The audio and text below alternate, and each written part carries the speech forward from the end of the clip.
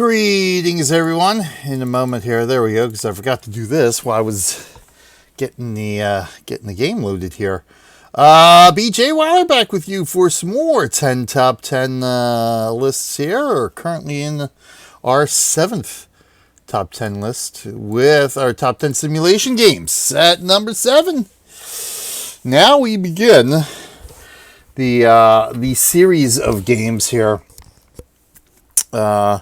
for our list, where we break down, it's not just farming simulator, but the individual games that we have played, or the individual versions, I guess I should say, of farming simulator. And of course, upcoming we have the hunter games, and then the truck simulator games. So it's so it was a decision at this point. Like I said, this list is kind of hard and kind of easy at the same time. It was kind of hard in that trying to figure out, whether I should have the multiple versions of the games here, but easy in that, at the end of the day, these are the games, from 7 on up through number 1, the games that have put the most amount of time into, all told, out of all the simulation games that I've played. And so, they really are the ones that are on my list here. I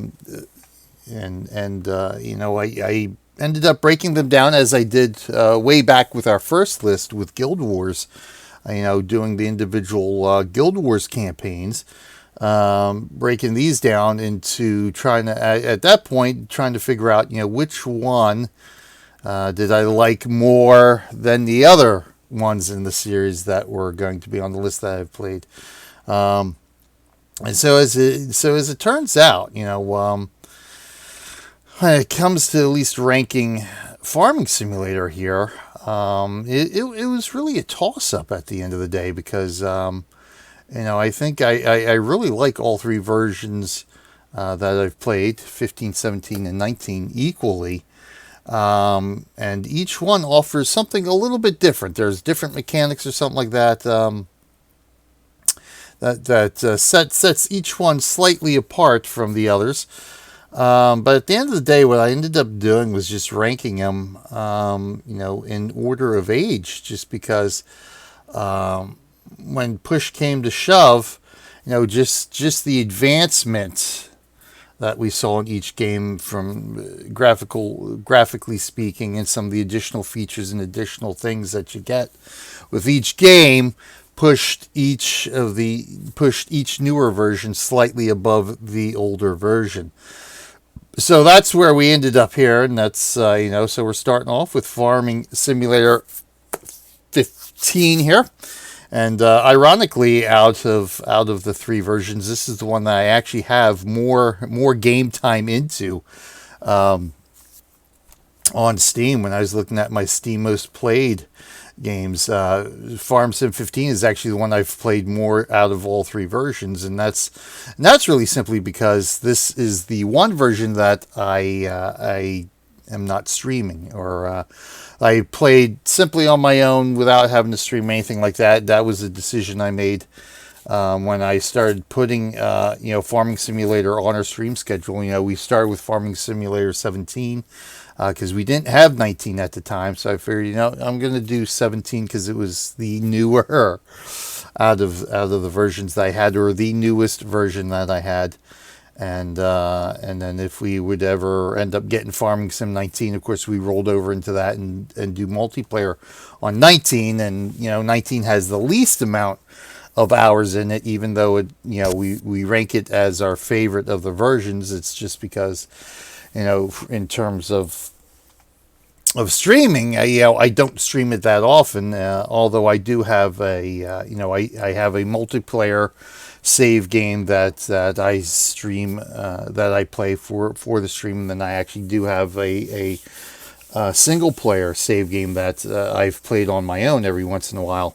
But Yeah, it was funny. This one here is the version I've played the most, simply because, I decided, well, it's just easier to get some stuff done. I wanted to do some farming farming, ironically enough, of some cash, and do try to knock out some of the achievements, that kind of stuff. But the other versions are catching up. We'll be catching up. I don't know about Farm Sim 17, because that Farm Sim 17, I actually don't have a non-stream save game. Everything we've done on Farming Simulator 17 has been done on stream, as it of course will continue tomorrow. But other than that, that's where we're at here, and that's how I've came up and decided how to rank these, and where we're at with this list. But of course, we're here ranking these games and playing these lists for one reason, and one reason only, and that's to raise money for the Children's Hospital of Philadelphia. 100% of what we raise through our Extra Life gaming efforts goes directly to the hospital, and that hospital uses it to help the sick kids get better, helps make their lives better, and ultimately the money that the hospital receives saves the lives of the kids in their care. You can be a real-life hero for these kids and for the hospital by making a donation. You can donate safely, securely, and anonymously. You can just click one of those big old banners down below the live stream window. Or, of course, after we highlight this live stream on Twitch and upload the video to YouTube, please check the video description for our Extra Life participant link. Not that those banners would go away here on Twitch. You could always come to our Twitch, in fact, any of our Twitch channels, and check our About page, and you will see an Extra Life banner on them, and you can click that banner to go ahead and make a donation. Again, 100% of that donation goes to the hospital, and you can donate safely, securely, and anonymously if you so desire through that Extra Life participant link. And every little dollar counts. That's all we're asking. That's all all we really asked for these 5 years. We've been doing 100 days of gaming. Just $1 for each of these videos is all. Can make all the difference, and that's all we're asking.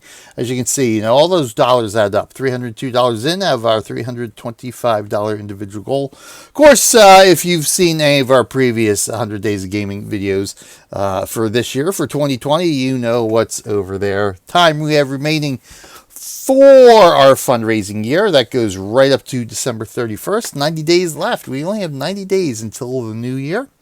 And, of course, our team amount raised and our team goal also showing over there. Looking for games is our team for this year, same as last year.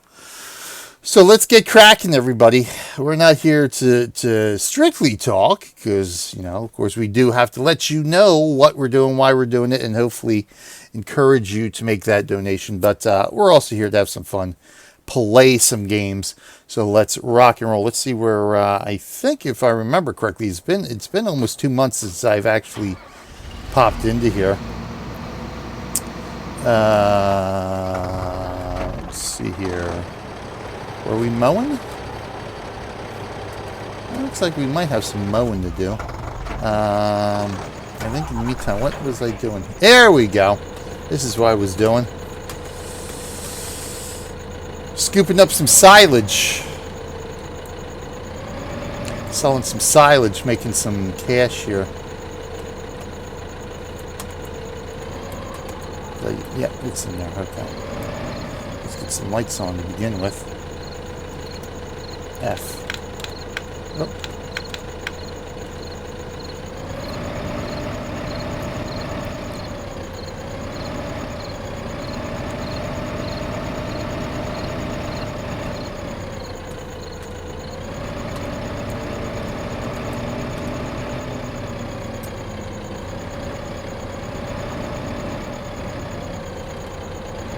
We got left in these things.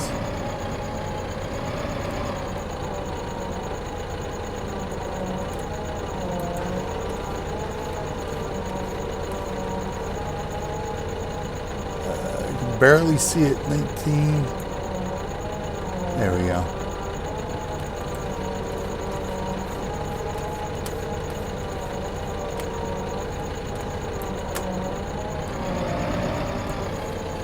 There it is, 18.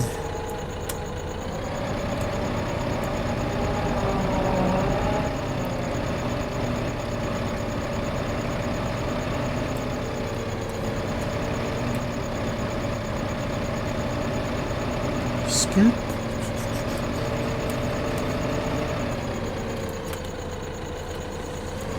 I'm a little bit out of practice here. I got used to. I've gotten pretty efficient at doing this.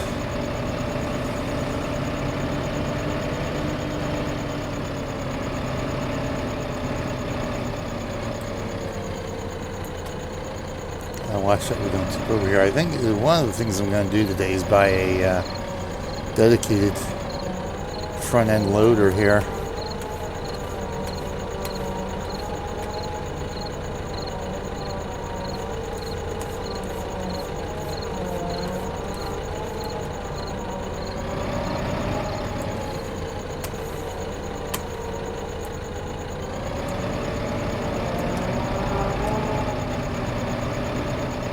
See, we got some more grass and another chute here that we will eventually be turning into silage as well.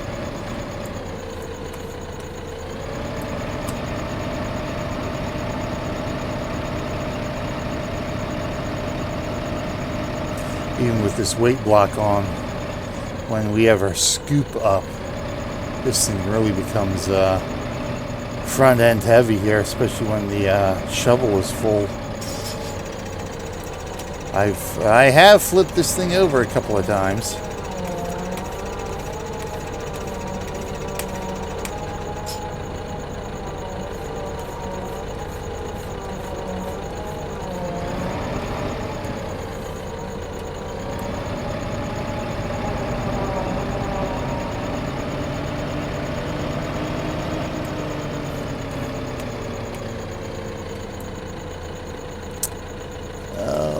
Where are we here?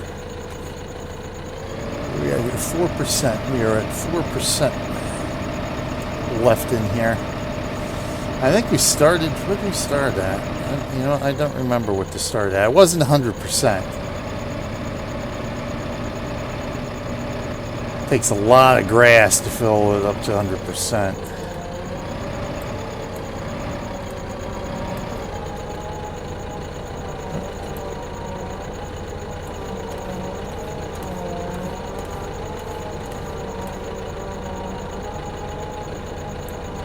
Now we're maxed out here. The thing is maxed out at 20,000 units. It maxes out, and then you gotta wait for it to keep processing.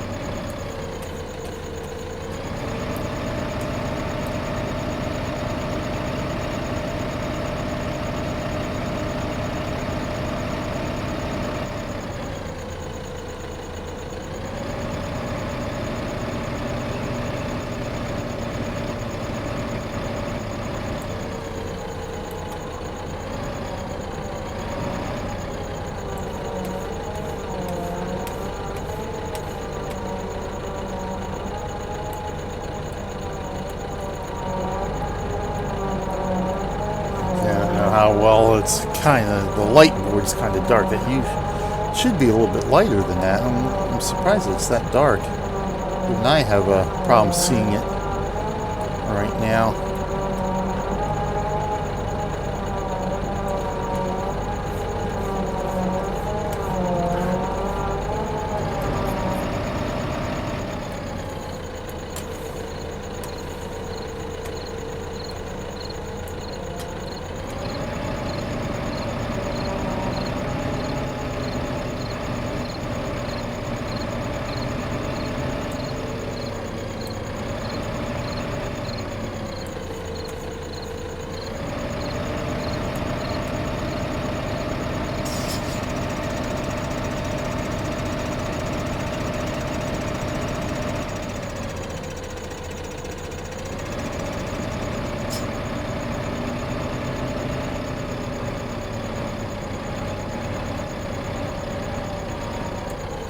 Of course, I think one of the goals here is to get to $10 million for the achievement. Of course, we're not going to be doing that today.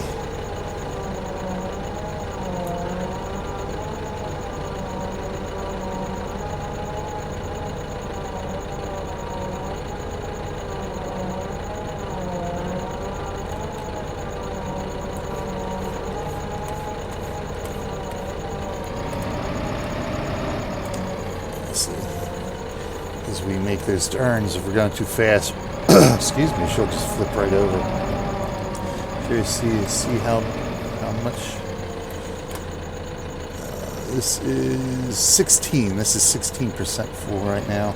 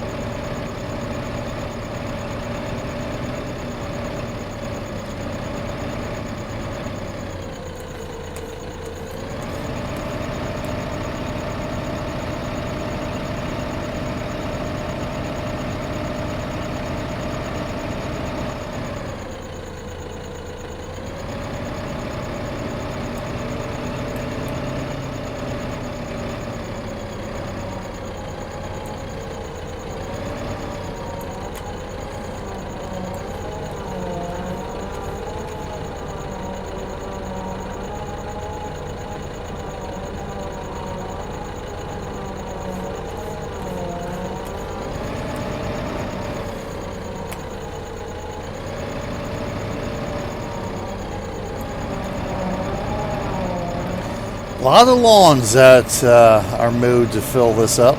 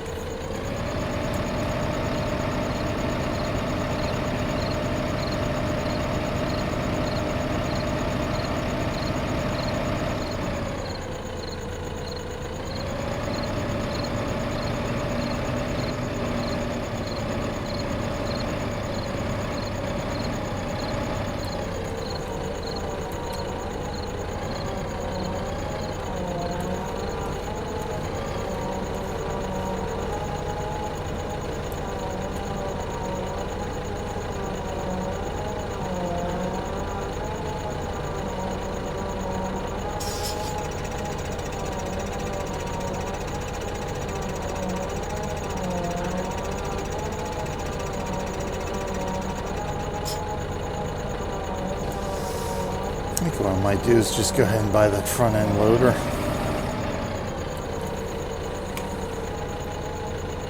No, I'd like to reach 6 million here. We'll have some missions we can do too. The front end loader is going to be pretty expensive. Go one more round here, one more fill.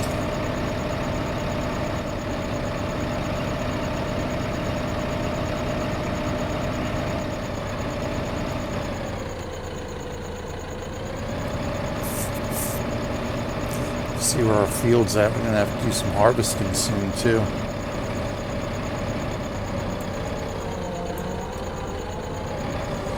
Okay, I think I got a few of my fields that are just about ready to harvest here. Let's see where we're at. All right, today partly cloudy. Wednesday, Thursday, Friday, Saturday, Sunday, Monday. Some snow on Friday. Really? High 19, low. See, that's okay. High 18, then it drops down to 0, 2. And on the day it snows, it's 14. That's very odd. Okay. Yeah, harvest income. Yeah, a lot of harvest income. No news. See storage prices. Canola down. Barley and wheat up. Silage up. Of course, we found either, what was I forget what it was, the coins or the nuggets. I forget which one was in here. We found all of them, so that's where all this comes from. that when you find them all, and I think they're coins. Yeah, I think they're coins, because if you go to the well and turn them in, you dump them all down the well, it maxes out your inventory, your storage for everything. So that's nice. Gives you a lot of cash you can do. So we do have some eggs we sold, I think. Our chickens. We don't have chickens officially, but the starter chickens. It starts with some chickens. You pick up eggs. All right, so that's where we're at here. We got our harvester out here. So it looks like it might be something that needs harvesting out here. And of course, everything else. Our farm, this one. Oh, that's at the store. It makes it easy to get to the store. I just go to that guy. So let's see what we got here. Yeah, the blue. Here we go. Yeah. So it looks like these 4 fields are actually ready to harvest. Nice. These guys are growing. Of course, the blue outlines are the grass. So we own these fields. We got them growing. This one's the first stage of ready to harvest here. But yeah, all these guys are ready to harvest, so we'll be harvesting them. So what we got out here? We got canola. Looks like canola growing here, canola here, wheat here, barley here, corn. That's why we have that other harvester there. I bought that for corn harvesting. Corn, and we got barley down here. Canola here. We don't have field 36 now. We don't own field 36 yet, do we? So that might be a good one to pick up then and do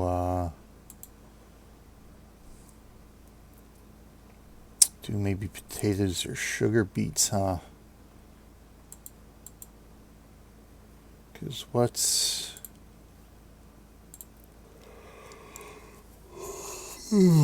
plenty of potatoes. We sold some sugar beets. Although canola seems, well, silage of course is the most profitable thing. That you get the most amount of money per tonnage with silage. Canola tends to be the second most profitable. See, you can see the prices are down. It's still more than barley anywhere.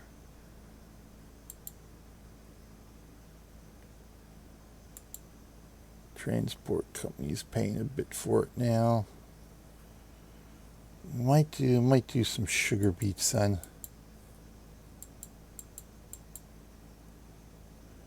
Yes, that's why I did corn, because corn's running a little low. But we might do some sugar beets too. Okay. So where were we here? Map views, growth and fruit types. Okay. Well, the fields we don't own, that was barley. I don't think there's anything actually developed. It's just that barley was on there, on those guys. So everything else is empty now. Interesting. Animals owned. Oh, we do own 1 chicken. Okay, we do have a chicken. That's what it starts with, a chicken. We don't have any eggs in our backpack. We sold what eggs we found. No cows. So yeah, I definitely do have to look into animal husbandry here. We've done, yeah, gold coins. Here we go. Yep, it's the gold coins here. It's the nuggets in Farm Sim 17. Oh wow, we haven't hit an hour total? No, that seems odd. 10 minutes? That's got to be 10 minutes. It's 59 hours. Because we've got 92 hours in on, over 92 hours in on this, on Steam. So, that's weird. It's only 59:15 now. So this is the only save game I've had, I think. Interesting. I think part of that might be where I've started the game and had to go do something without actually being loaded into my save game there. Demand missions 13, mowing missions 10, Transport missions 37 complete. Excellent, excellent, excellent. And there we go. Okay. So good. So we can harvest those 4 fields. Excellent, excellent, excellent. We'll get one more scoop going here. I'll pop on over to the store and see about getting a nice, nice large end front end loader here.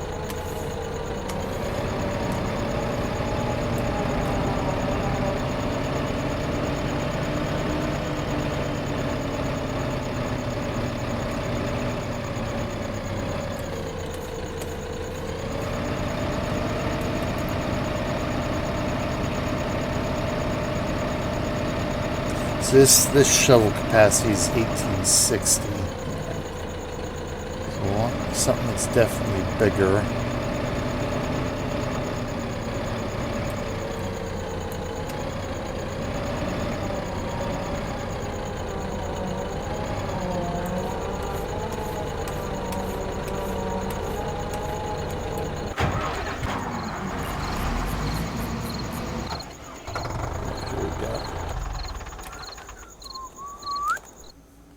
All right, let's see what we got here. We want front loaders. I think this is just the front loaders themselves, aren't they? Yeah.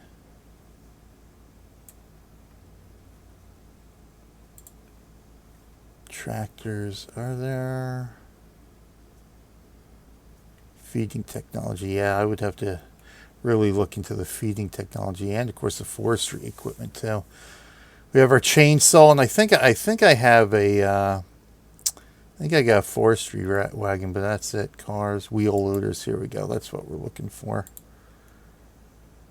So that's, yeah, 165 grand for that guy. Stack and load various goods. This is what we got here, the universal bucket. So this is suitable for the L538, 6,400 liters. I think these are all suitable for the L538, yeah. We're really just looking for it for the bucket here, which is 3,400 in and of itself. But let's go ahead and buy that. Okay, we'll go ahead and buy the bucket. Okay. Okay. That'll be it for now. There we go. We'll pop into this thing here. Yeah, look at the size of that bucket.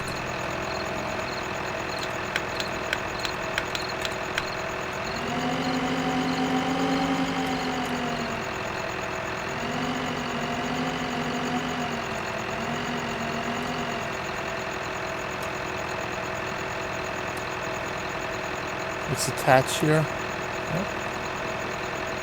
Q. Okay, just make sure. Whoa, there we go. Let's head on down there.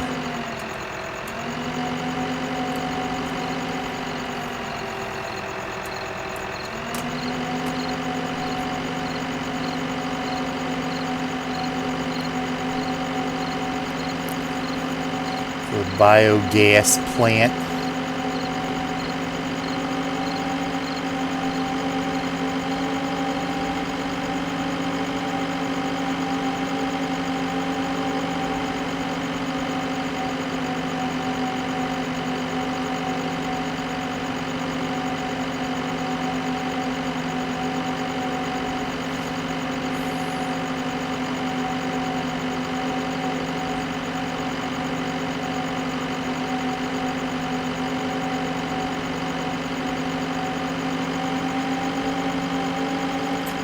Field 28.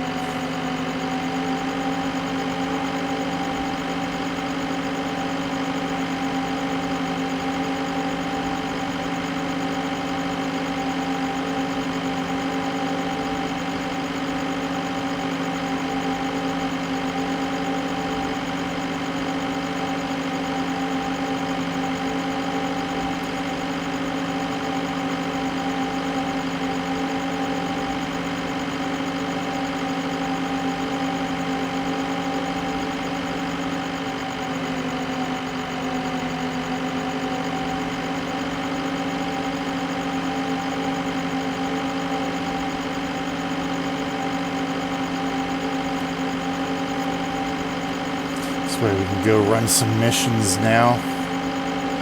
Transport missions at least.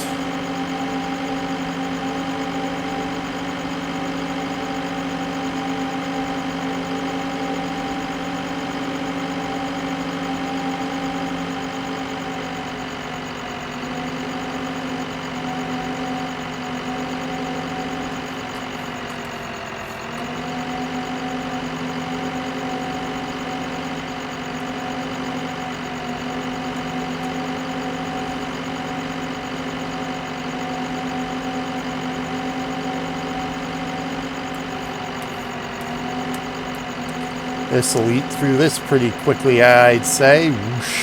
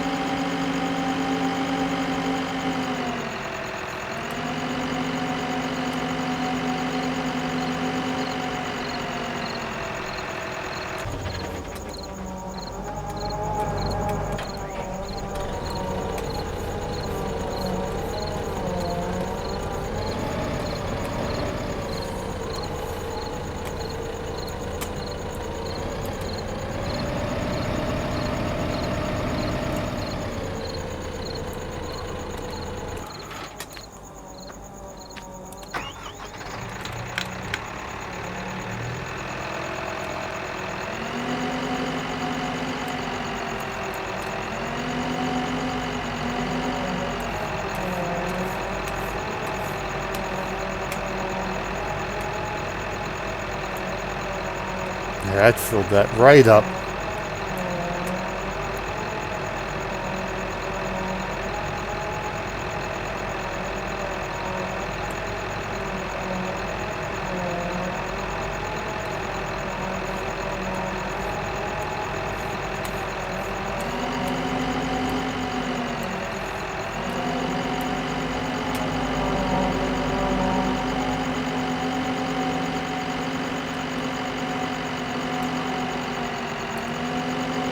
This guy will be able to pick up some big trees too. Well, I haven't even filled this thing up yet. Let's fill this bucket up here, huh? There we go.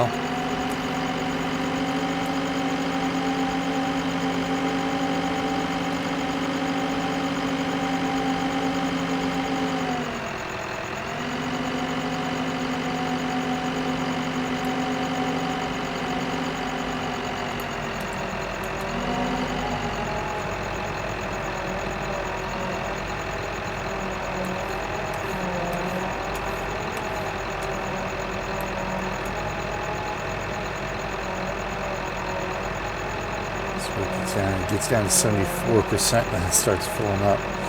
So we can let that run.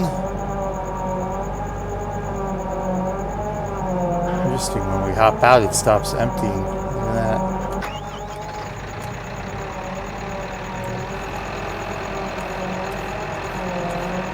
So we can line this up better here.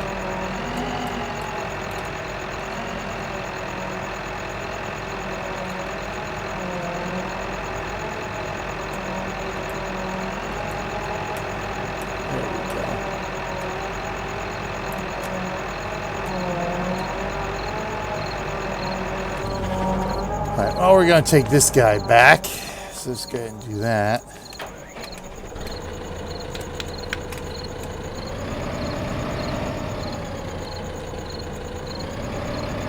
Gas here, so we're good with that.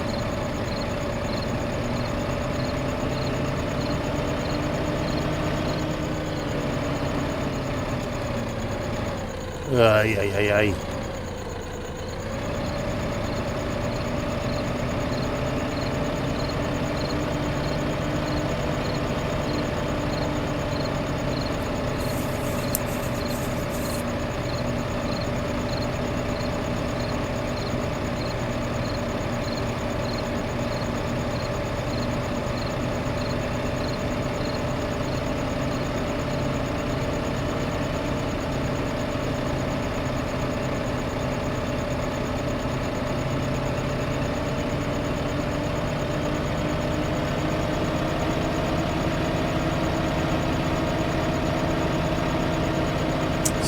horn here, as I recall.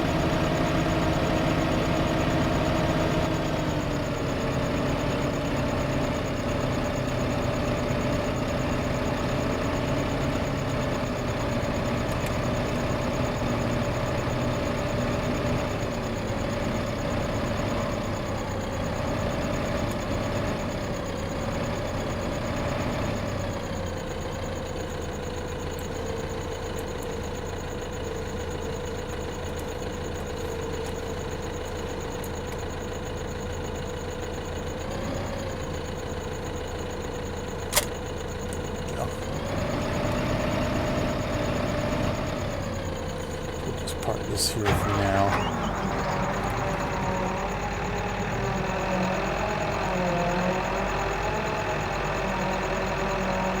$11,849 we're making out of that now instead of 5,900.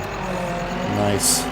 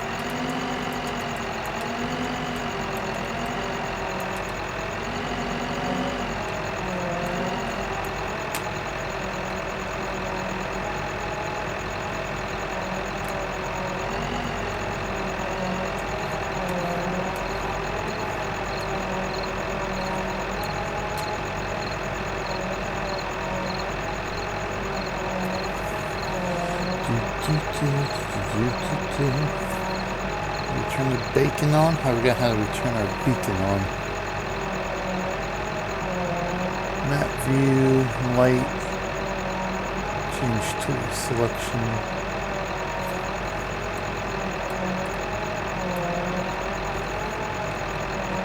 No horn.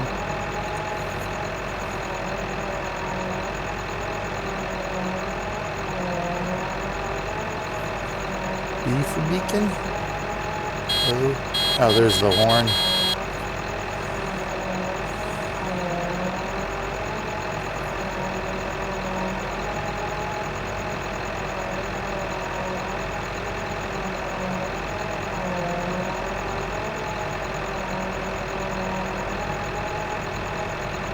This might take a while. So we're just going to go to our harvester.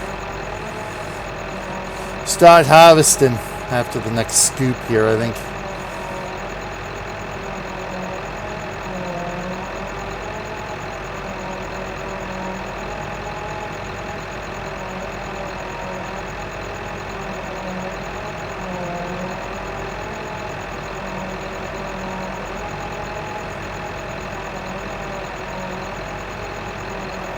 Wish I had more chance to play.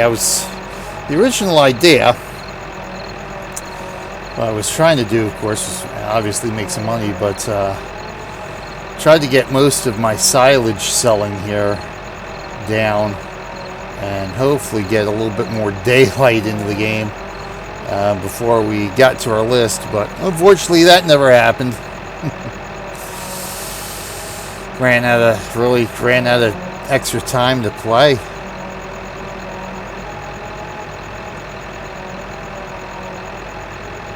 The beginning of August was the last time I was here in the game. So of course we were already underway with 100 Days of Gaming then. And of course I started trying to farm up some cash in Ski Region Simulator as well.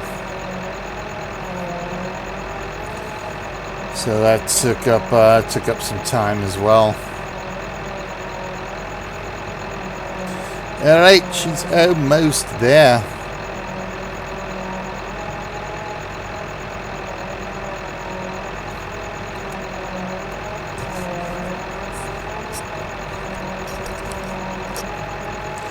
$20,582 for a full load. Wow. So over 20,000 for each bucket full here, compared to the 5,900 we were doing with our little tractor.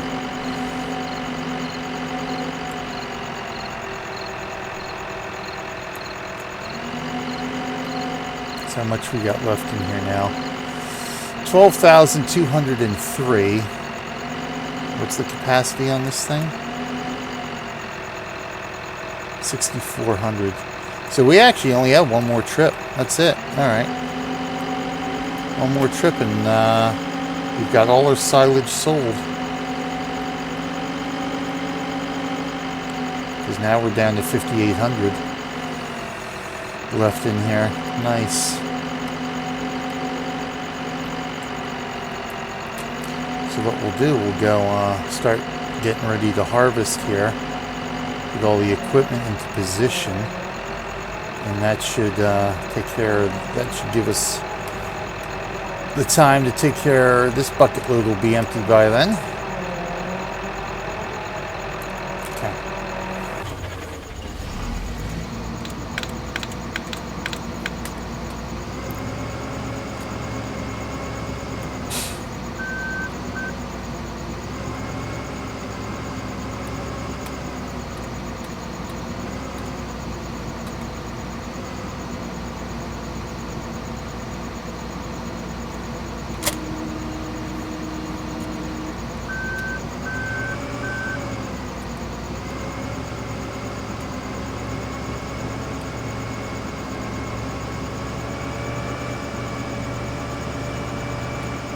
So we'll start with our smaller fields first. We'll get them out of the way first.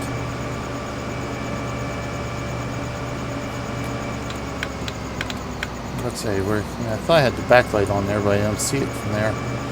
We see it shining on the ground, I guess I should say. Guess we'll start down on this end.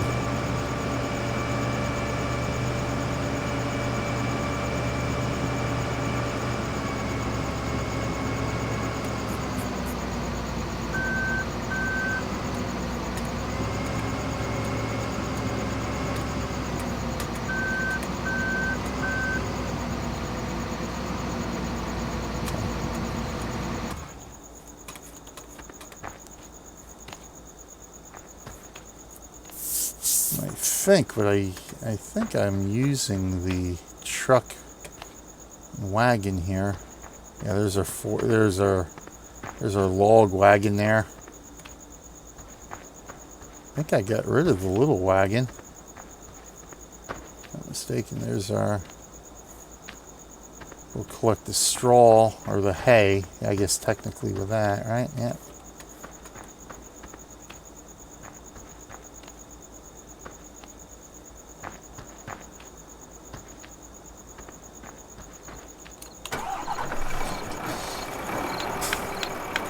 There's high beams, low beams, off low beams. Okay, I just want to see.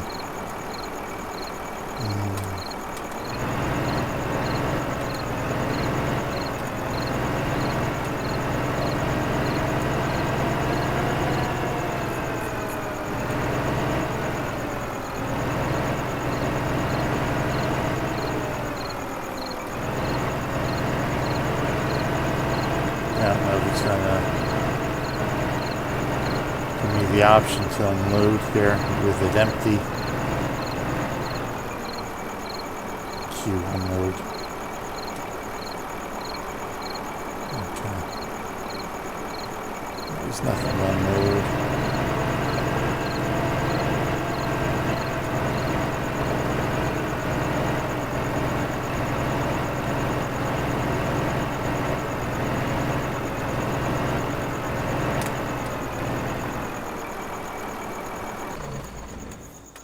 Alright, so let's go ahead back. Yeah, we'll want to enable the straw.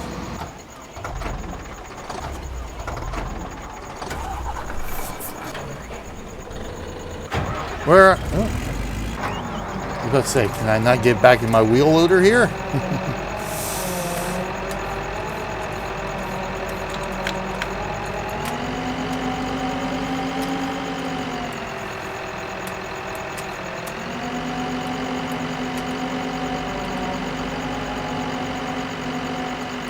Alright, this will scoop up the last.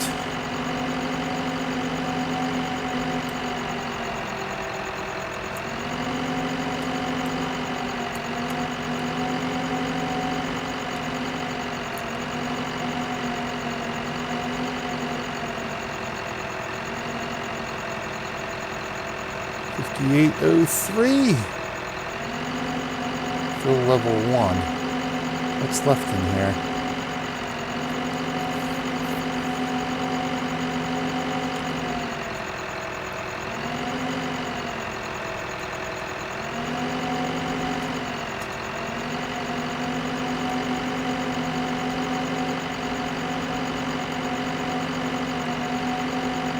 It's hitting the ground, so there's nothing left in here, but it says 1%. That's interesting. I think this one says 1% over here too.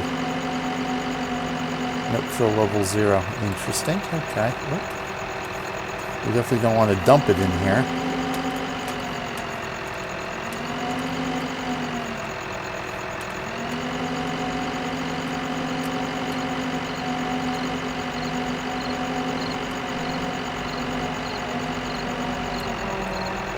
Ooh, careful there.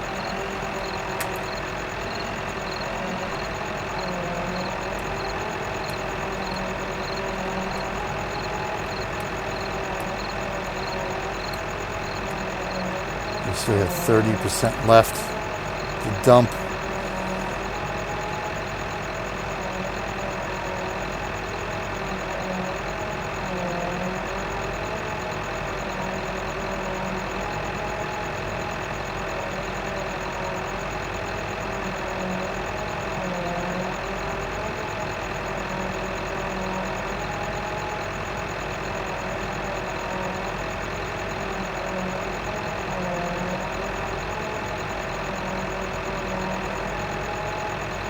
Just a reminder, everyone, of course, we are playing for the Children's Hospital of Philadelphia while we wait for our bucket here to dump the rest of the silage. 100% of what we raise goes to helping sick kids get better. Please consider making a donation for today's video. Just $1 is all it takes for 2 hours of entertainment, and every single penny of it will help sick kids get better. Cheaper than the movies, and COVID safe.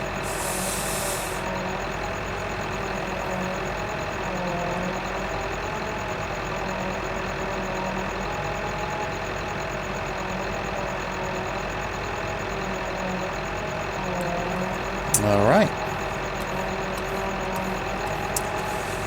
That be it. Our silage be done for now until we, of course, turn the next one into silage.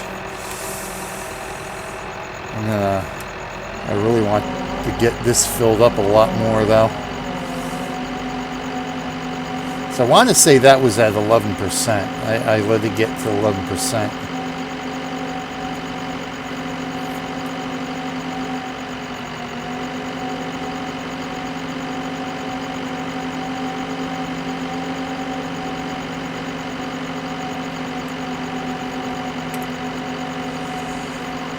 Alright, run this back to the farm. I do have bees. I think I have a couple of bee huts here too that I picked up, and they'll be giving us some income. I think what I need to do is pick up a greenhouse too, but I don't have the I need the fertilizer for that, I think, as I recall, before I establish a greenhouse.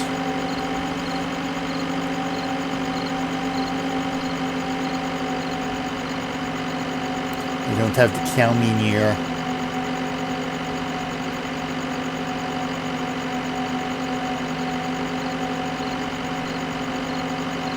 But I call these games, I call the farm sim games my Zen digital. Let me put it, my digital Zen garden here, because it's now nothing complicated here. There's, you know, it's, I mean, if you're not into these types of simulators, I'm sure you would find, you know, this completely boring. But to me, that's the best thing about it. It's nice and relaxing. There's, you know, you just get into a groove and you just go ahead and do what you're doing. It's, you know, it definitely helps me to relax. Just waiting for something horrible to happen. Not here, not today. Yeah, no wreckage or accidents or anything here today. It's rather innocuous. A lot of things that have happened here is when I flipped over the equipment trying to go down a hill or something.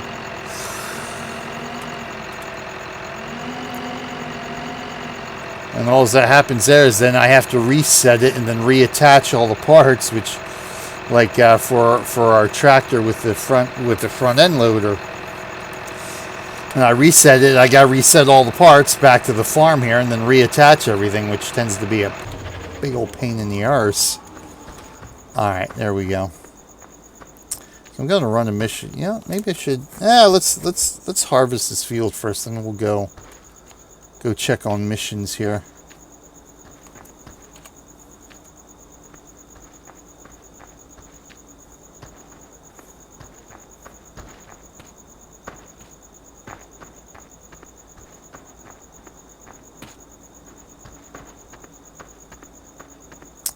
Did Ski Region Simulator? What did I? I think I did that last night, if I'm not mistaken. There's be some ravine to chucky truck into. Well, yeah, I think. I mean, we do have we do have the ocean up to the north there, and the river there. I think you can actually lose the equipment in there, and of course, naturally, you would have to reset it. There's the moon. But yeah, I was doing Ski Region yesterday, which of course Giants made as well, Giant Software. That was 2012. This, I think, when was this? I want to say 2015? Because I think what they've been doing... Because Farm Sim 13, I think, came out after Ski Region 2012. I think they do their numbering according to the year it releases, and they release these every odd year for PC, and they do their mobile and console versions in even years. So Farm Sim 19 on mobile and console is actually Farm Sim 20 on mobile and console. So this was 2015. They released this, which was 3 years after Ski Region, and you know the skybox looks more painted. It looks more like a artistic, like a painting here. I just noticed when I was doing Ski Regions, like, you know, how it looked photoreal. It looked like an actual. The actual sky, a photo of the actual sky in Ski Region. I was quite impressed for how that looked. Of course, I don't have Farm Sim 13. I may end up picking that up one day, Farm Sim 13. But I'll pick that up when I actually have more time to play. I got 3 Farm Sim versions right here. I don't have enough time to play right now. Oh, dang it. F. I want to enable straw swath, I believe. Is that comma? Yep, there we go. So that's enabled. Because we do want to sell our straw too. That'll give us a nice profit. One thing I did want to... Oh, you know what? Let's save this too while I'm thinking of it. Yes.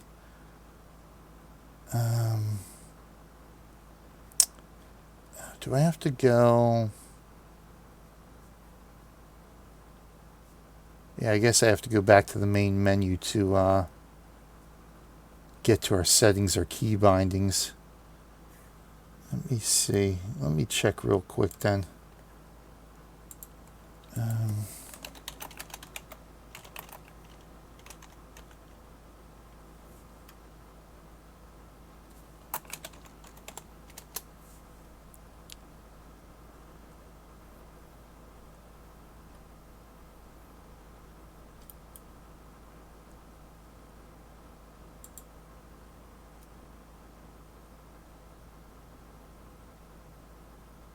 The home button in 15, okay.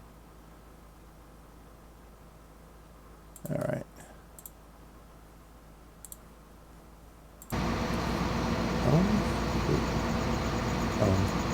Oh yeah, there's the beacons. Okay, the home key turns the beacons on. There we go.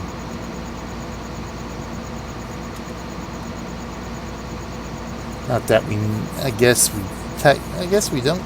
Well, I guess technically this is road. That road that goes through our farm. It's not like it's the main highway road here. Just curious. Of course, I'll never remember that now anyway. So let's see if I remember the controls here. X to unfold.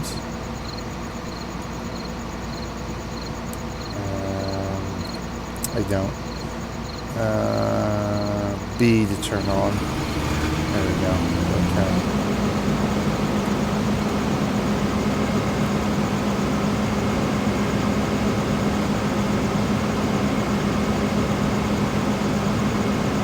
Doing some harvesting.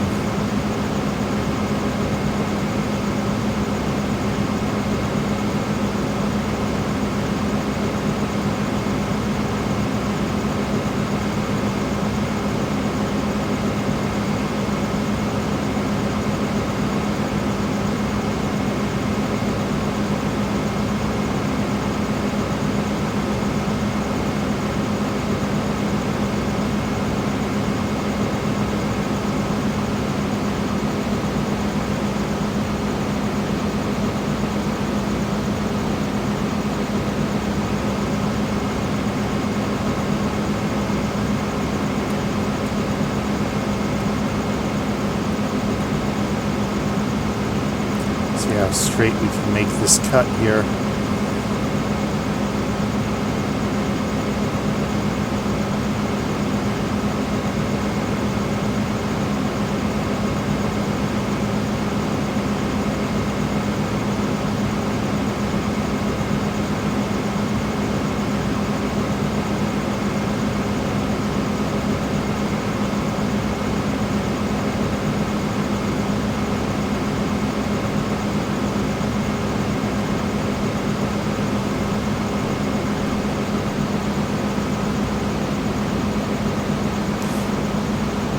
Well, 2 passes here, we're already 57% filled. I might need a bigger harvester.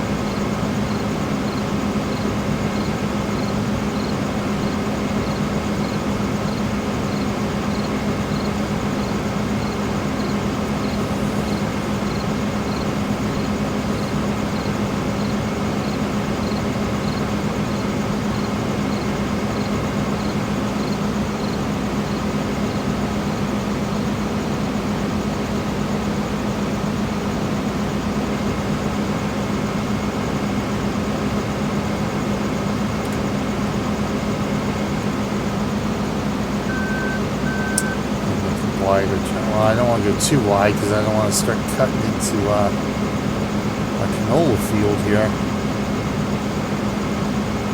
Although I wonder what would happen if I did that. Mix 2 different grain types here.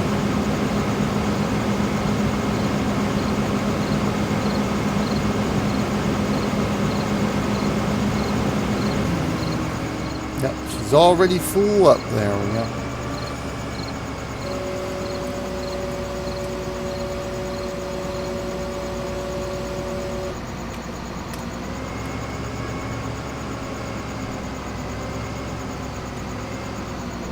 my God, is it not? Oh, wow. I might not actually be tall enough to get over the wagon. Holy crapola.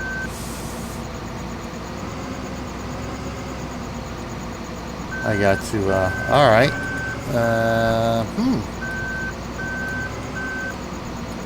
Guess I do need a bigger harvester then. Yeah, I think this is actually the first time this is the first chance I've had to do a harvest with the new wagon.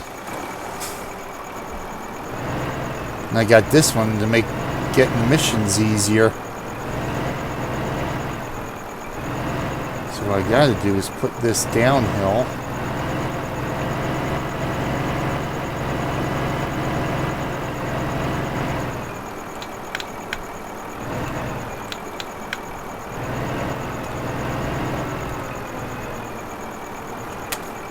If I can figure out how to do that.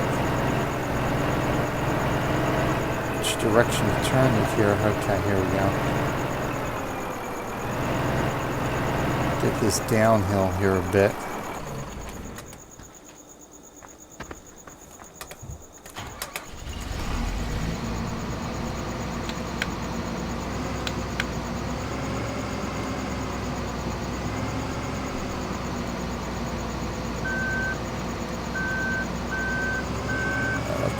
Reposition here, see if I can reposition here. If not, it looks like I might have to go out and buy me another wagon here.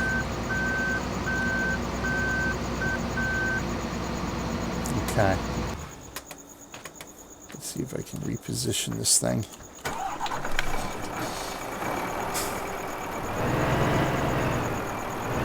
What I may have to do is put this at the bottom of a cliff.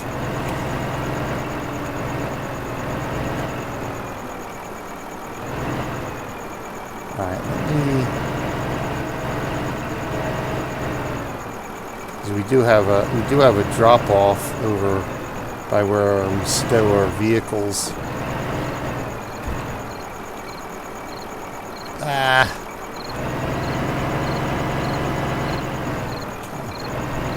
Oh, that's not. God, if I only had mouse steering.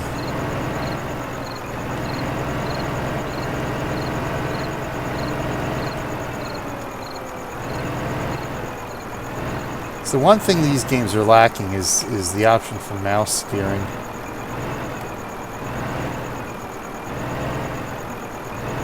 I see it's still not going to make it. Well then. Ha ha ha.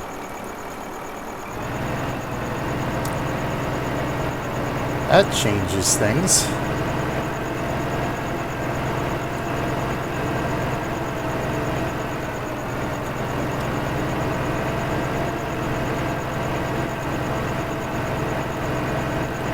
Looks like we're going to have to pick up just a regular wagon here then.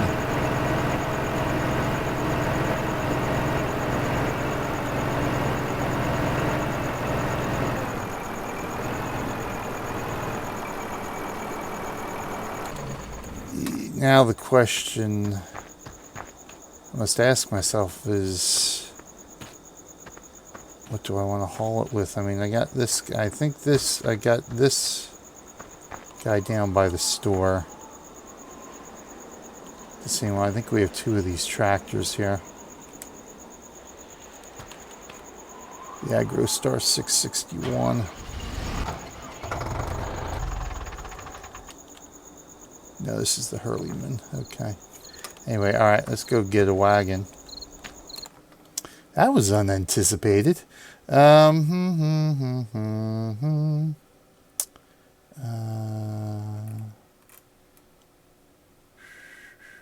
Tippers? I guess that would be under tippers. Yep. This is an agro liner. Okay. This capacity, so this is the one we originally had, is 8,500 liters. This one's 21,000. Is this the one we've got now? Now, which one do we have? This one, which is 46,900.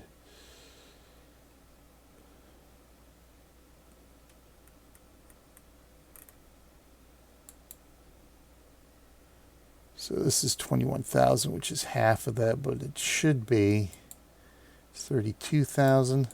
So I don't know how tall it is.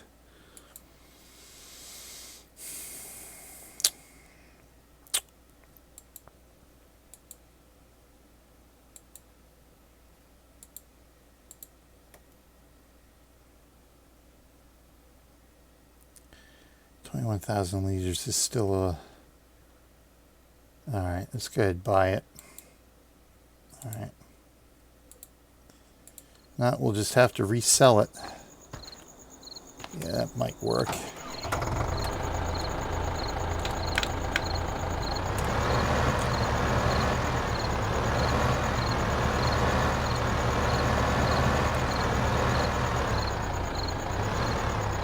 So I guess we're going to have to invest in a larger harvester or a taller harvester.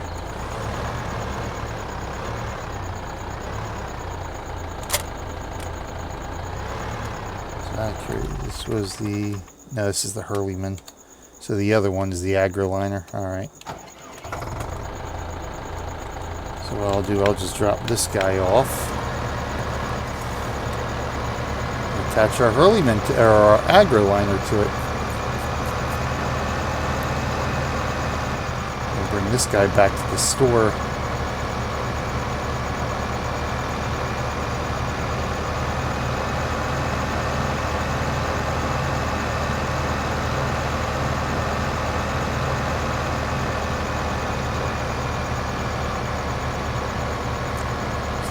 Is there a shortcut key to the store?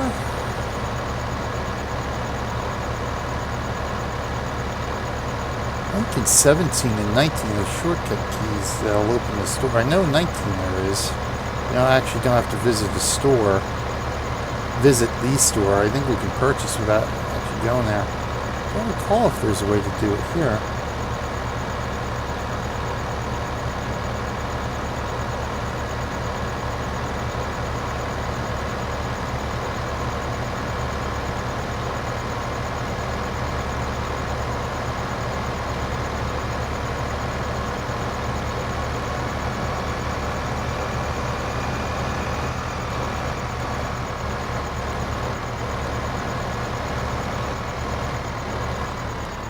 Alright, let's park this guy here.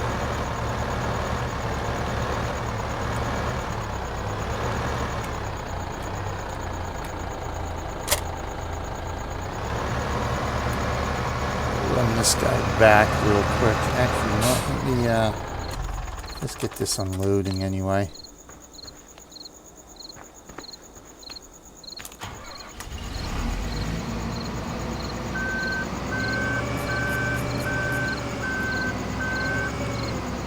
I guess it would behoove me, especially for the larger fields, to get a larger harvester anyway. This guy's 25. 25 isn't even... I think 25? Yeah, or 30. 30 is our largest field. But it's still relatively small compared to some of these, as you can see on here, like 22, 27, 35. Yeah, I think we're going to need a larger harvester anyway.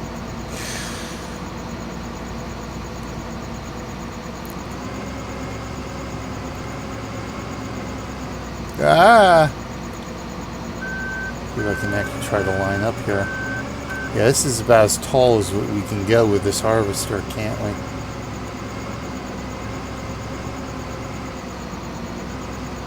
There we go. It's probably not going to keep unloading, I don't think, is it? Oh yeah, it's still unloading. Alright, sweet.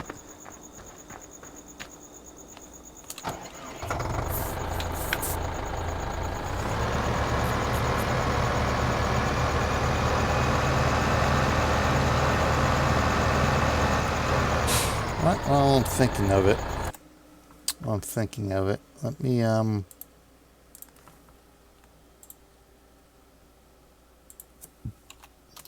me look that up real quick before I take this thing back.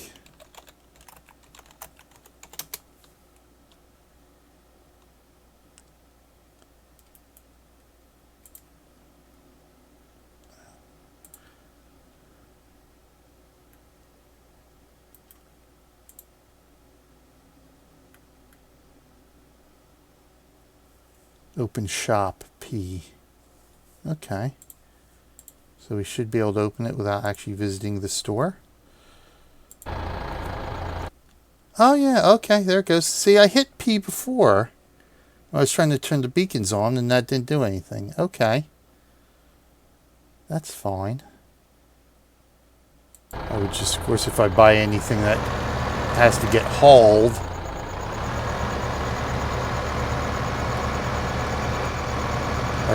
Like a wagon or a tipper or anything like that, I would have to drive a tractor over, but good.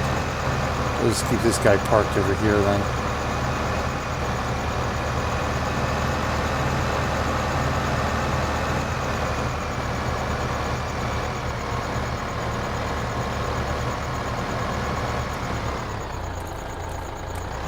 Yeah, this guy's a little bit bigger, isn't it? Yeah, you can tell which one's the big boy here. The bigger boy, I guess I should say. Definitely tell the difference there. I don't even think I need the weight block on this. I guess I'll keep it on anyway.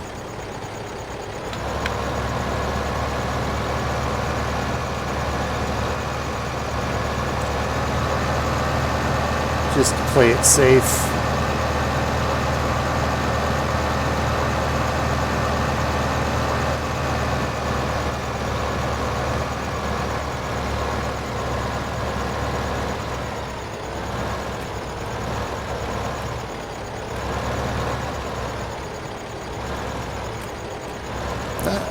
Backwards. Oh my God! See, I always have problems reversing with keyboard controls.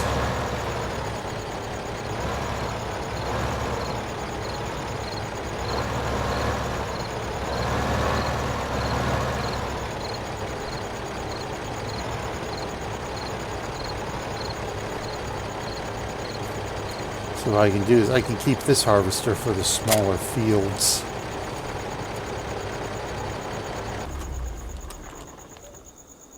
Agro Star. Agro Liner.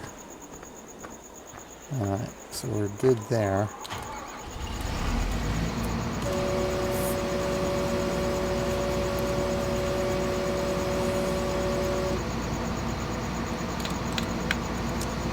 Yeah, I definitely have to, because even the small field, is that not even a complete 3 passes right now? 1, 2, well, 3, 4, 3.5. Essentially 3.5 passes it took us here.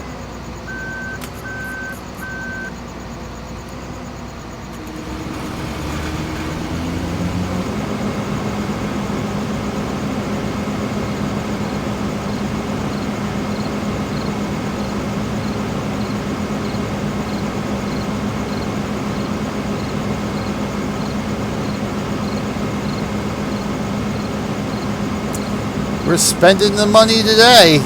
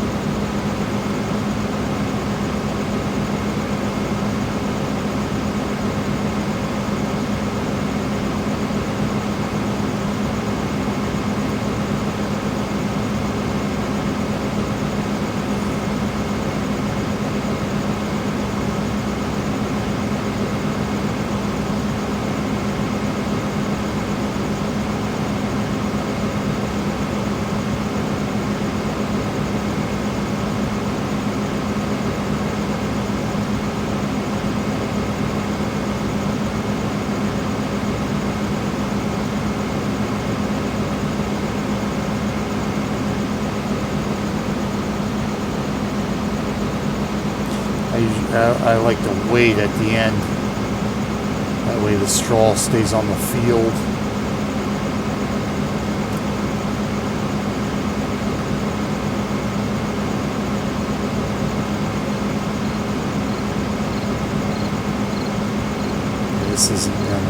exactly straight, is it?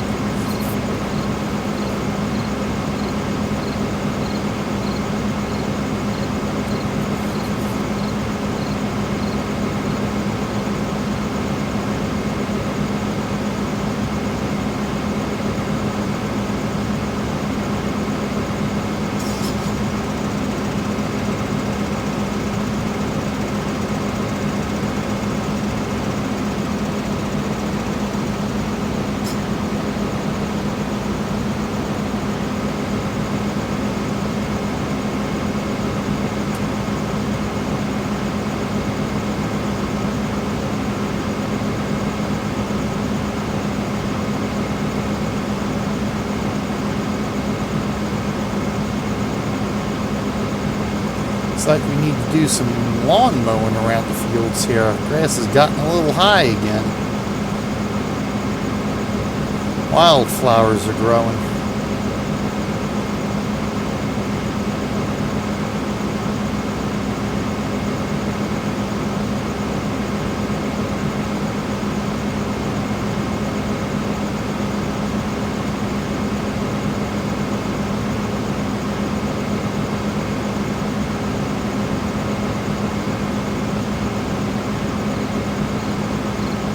I forgot.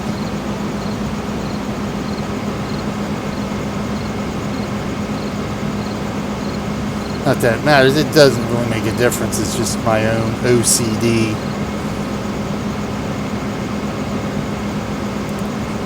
Here's the way to raise. Just turn it off here. See, in I think 17 and 19, you actually raise and lower the implement too. This one, you just turn it on and off. It does the lowering automatically.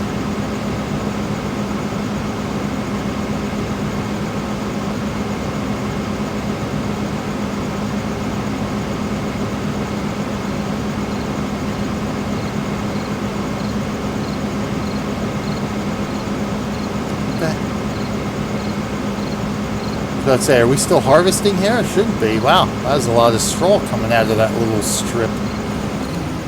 Let me turn that off so we can get a little bit more speed here. Just bring her back. We'll empty it now. So we're already at 90%.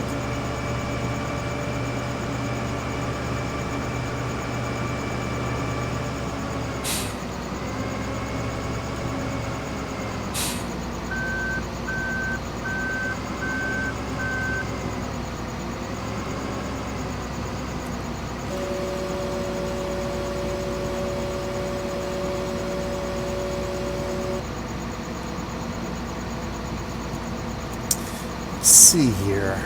Yeah, see 29. See 24 is that. 29 is actually the smaller field.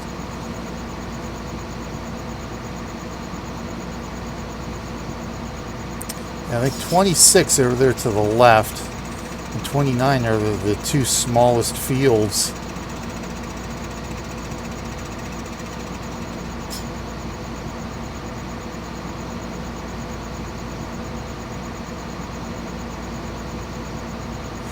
That's what we'll have to do. We'll just eventually sell this tipper. Just sell this tipper back and sell this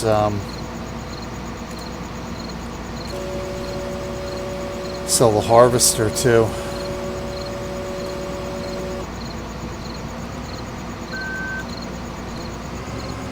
For a bigger one.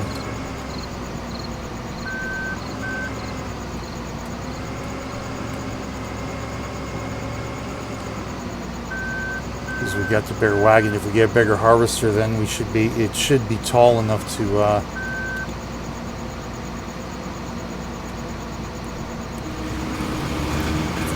use the other tipper with.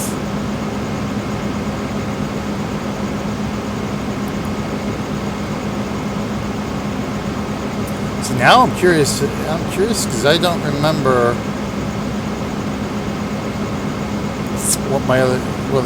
what the other harvester is. I think it's a different model.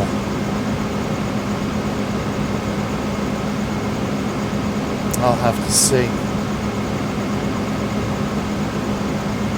We might run into the same problem with that when it comes time to harvesting our corn.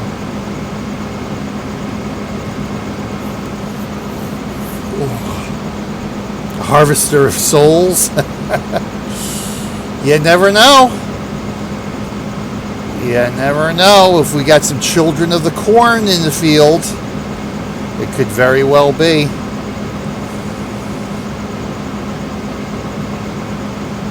Yeah, that wasn't exactly straight, was it?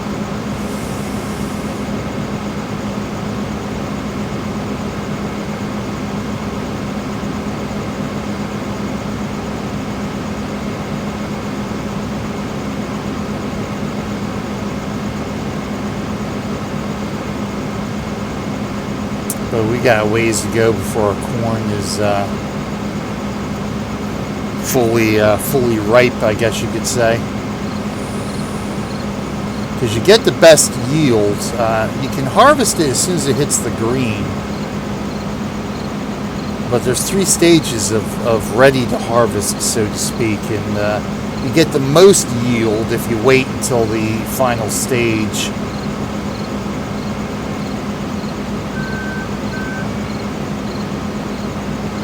Might be able to do this in one pass here. Let's see.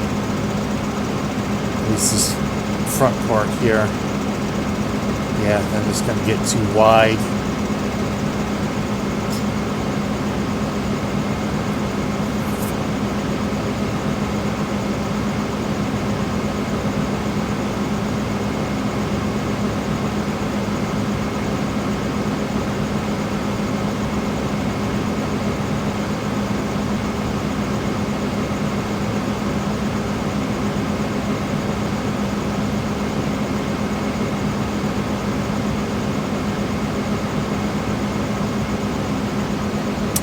This is actually only the second time that I've streamed Farm Sim 15 here.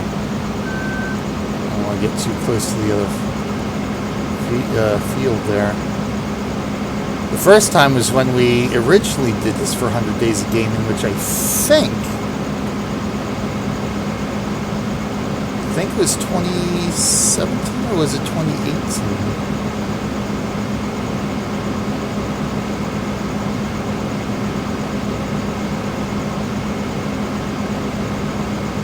I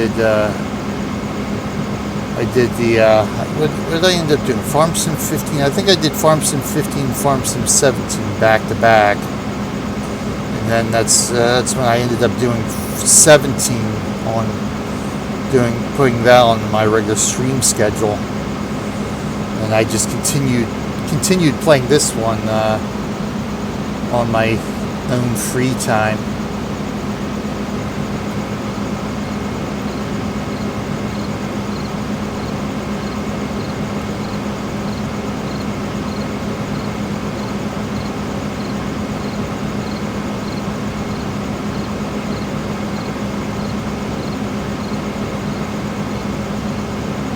I think one of the things I'm going to do,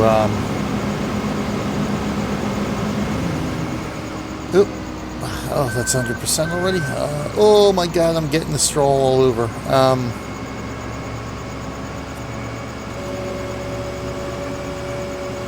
One of the things I've got it in my head to do for early next year, January or February, is to do some more top 10 lists, but not for Extra Life, but just do them on my other 2 regular channels, and do based on hours played on Steam. Take a look at my Steam playlist and do like my top 10 multiplayer games on Steam via hours played, and do my top 10 simulation games on Steam via hours played, and then do like my top 10 single player games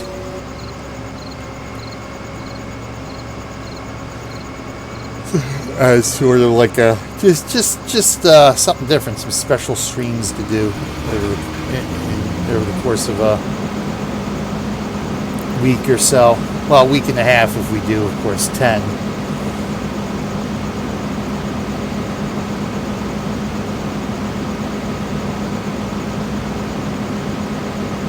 I still got to get some... I mean, we're all set. The rest of the remainder of the lists are pretty much set. I guess I shouldn't say set, but ready in terms of the games that are in the lists. I've got my. What do I got my strategy games, which are like the civilizations.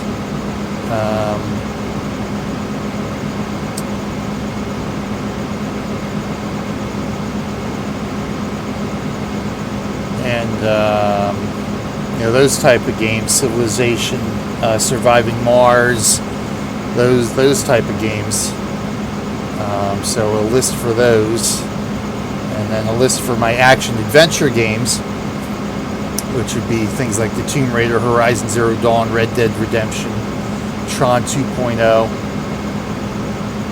Portal, those type of games. So action adventure / hidden object, because they're sort of adventure, like the hidden I got a hidden object game on that list, because it's an adventure. I consider that to fall under the adventure category. So I've got those ready in terms of the games are installed, and because I've played them all. Well, obviously I've played them all. I think the only exceptions. I have played them all. Either just one time for 100 Days of Gaming, or actually mostly things I've done for stream. But I think there's a couple I've actually played before I even started streaming, like StarCraft and what is it, Dungeon Siege, I think is the fantasy strategy game. I've played those the least, I think, out of the ones on the list. Yeah, strategy games were another list that was actually a little bit difficult to do, because I don't normally play a whole lot of them. So it's like just to come up with 10 that I've played was tough, without making them all Civ 1 through 5, essentially. See now that's the list I did. I didn't do because I haven't played Civ 6 yet. I've got it, but I actually haven't played it yet. But I've done Civ 1 through 5, 400 Days of Gaming, so I've played them all. But I've only played them, with the exception, I think Civ 1 and 2 I've played more than the others. I think 3, 4, and 5 I've only played once. But I've played Civilization 1 and 2, I think, more than once.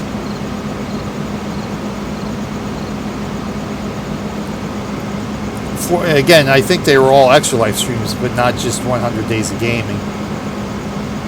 I played them once for 100 Days of Gaming, but I think then I played Civ 2 during one of my classic mega streams, and I think I've played 1 or 2 for the Extra Life stream team. So I ended up doing it with those instead of doing Civ 1 through 5 like I did, Guild War, the 3 Guild Wars campaigns, and of course the 3 farm sim games we've got running here now, or will be doing, of course, today, tomorrow, and Sunday.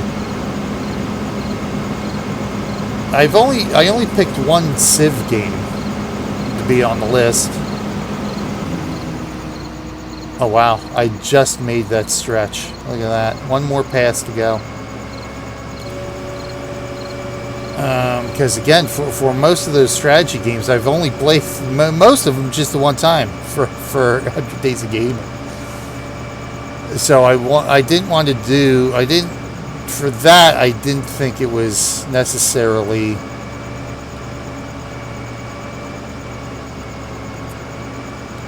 right or fair in my own head to do Civ 1 through 5, even though they are probably, out of all the games on the list, considered, the premier strategy game.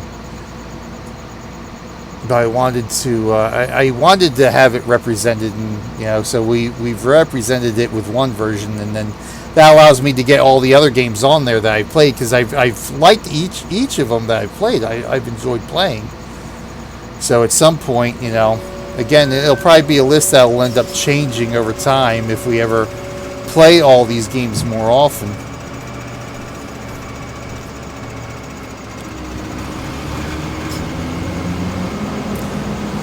But in terms of just being ready, because the games are installed and ready to go, the next two lists are good to go. So we only got 3 lists to go after this.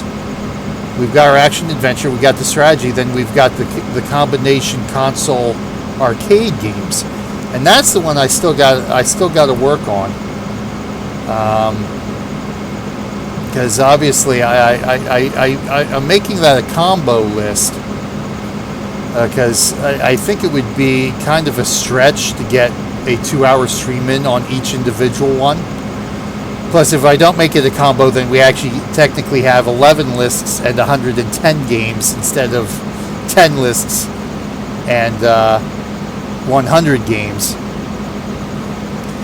So what I'm going to end up doing with those is depending on how things go, do an hour each. So what we'll do a 2-hour stream,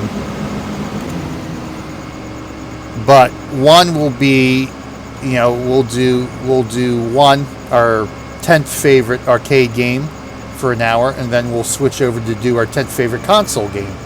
So it'll be number 10s. There'll be a 2-hour stream, just 1 hour of the number 10 console, the number 10 arcade. And then the next day we'll move up to 9. So we'll get an hour in each game, but we'll still maintain a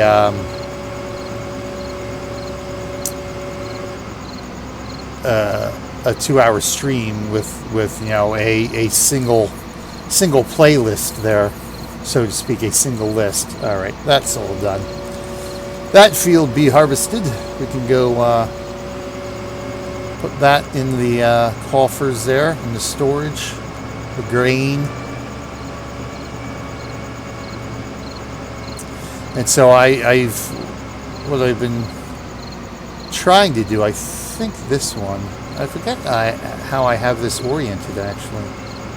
Okay, I have it oriented this way. All right, the same direction that this one's going. So we'll start harvesting from this way here.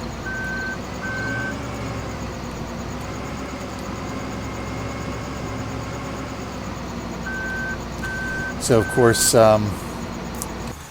I still need to get that list ready, because I need to see how many of those 20 games that I've pegged as my favorite. And the console game one was kind of tough. It was really, really tough, because we have, the consoles I've played have been Intellivision, Nintendo, Super Nintendo, and Xbox 360. And I think all but one of the games that are on the console list are Intellivision games, because the Super Nintendo ones that would have made the list are essentially Super Nintendo games that are PC version games that we've done for the PC, i.e. SimCity and Wizardry 5. Because I could have done, let's see, Blades of Steel for Nintendo. I liked. I'd have to go look, because there have been a handful of Nintendo games and the Super Nintendo games that we've played that I like, but for the most part, my Nintendo playing was actually the Game Boy.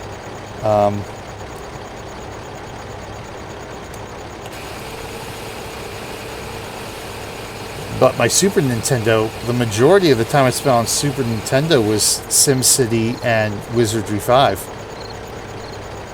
with a handful of others. I mean, for both the Nintendo and the Super Nintendo, there were a handful of fantasy games that I enjoyed playing. But I wouldn't say they were the ones I've played the most. Never played the Lost Vikings. Not that I remember. I don't recall that at all, Lost Vikings.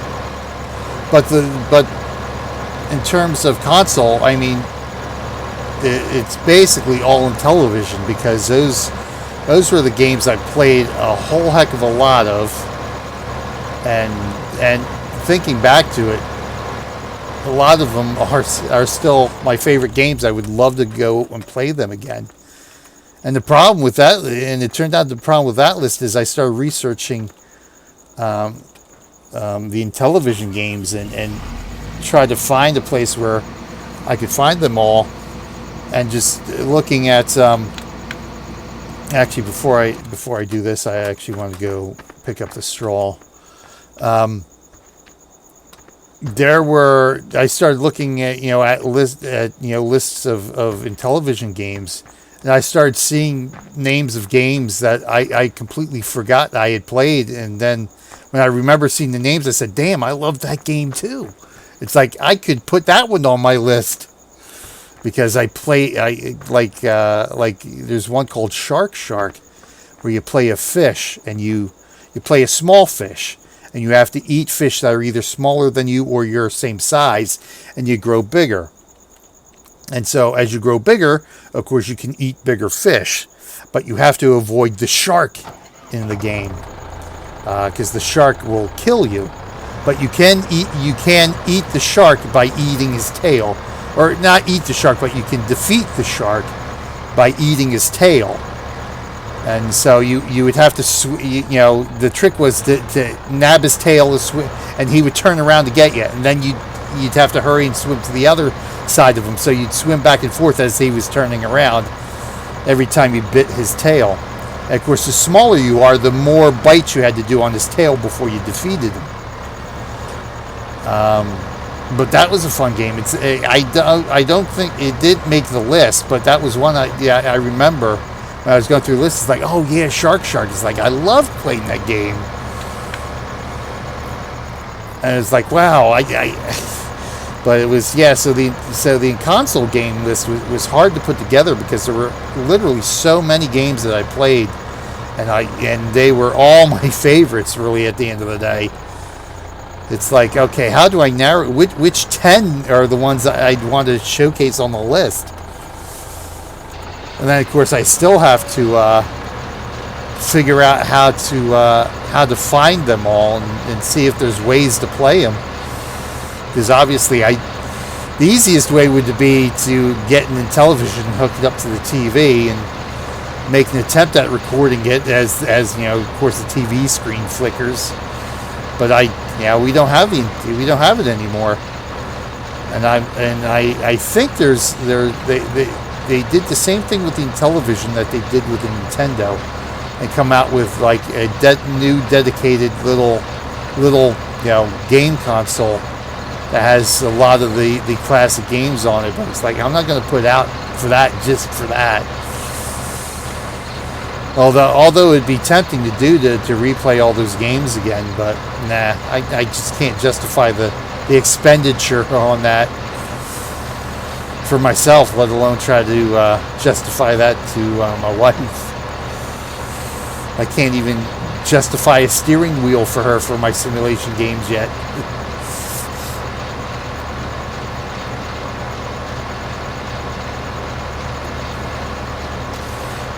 But hopefully I found, I found some of the console games online, and obviously Steam actually has two of them, two of my arcade games, I should say. I found a lot of sites that actually let you play the console games online, and Steam has two of my favorites. Steam has one of my favorites, because Steam has some arcade games. Am I saying console or arcade? I'm meaning arcade here. Steam has, I got a handful, a couple of arcade games on Steam. And one of them is actually one of my favorite arcade games I used to play at the good old mall arcade. But I found a few more games online. Some of them being, a couple of them being one of them in particular being Burger Time, which was an Intellivision game. That probably is my... I think I actually have that ranked as favorite if I'm... Or no, second favorite. Because Treasure of Tarman is actually my favorite game. I think I have that as number one. And so I think all told, I found between the two, console and arcade, I'd have to look at my list now, but I think I've got, or I found, I think 7 of them between the two classificate between, you know, the two lists. I found 7 I'd be able to play online. But I think I just found a site that allows me to download a couple of sites that allowed me to download DOSBox versions of 3 of them,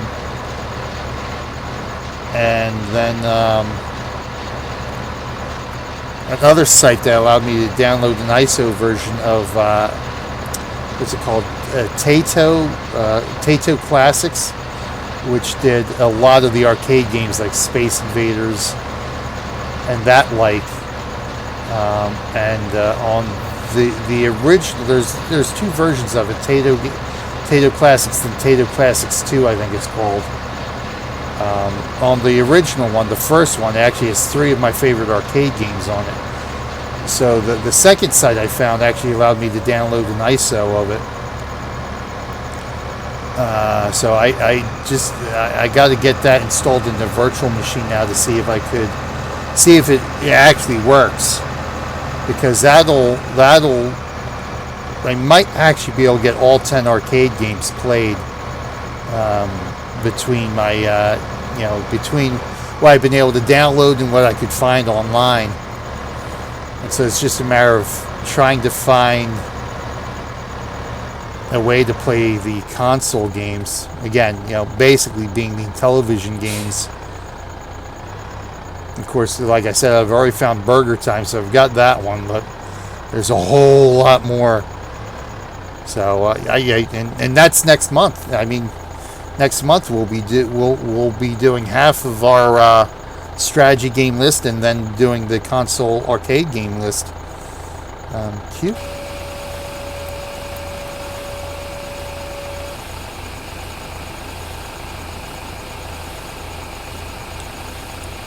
I'm eventually going to have to get a baler here, but I really don't need to make bales until I start getting some animals here.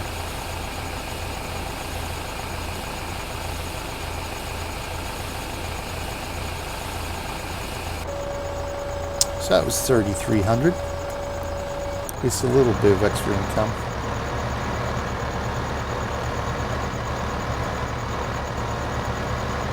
But yeah, in fact, I was thinking of that on my way home today. I was just thinking about the old arcades and the time I used to spend playing the arcade games in every mall, every big mall around us had an arcade in it.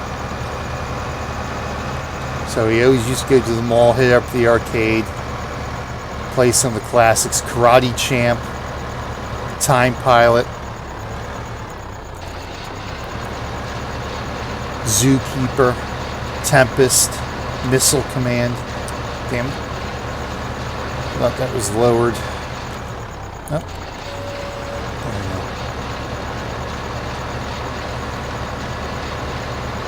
Surprisingly enough, didn't really play a lot of the Star Wars games. There was one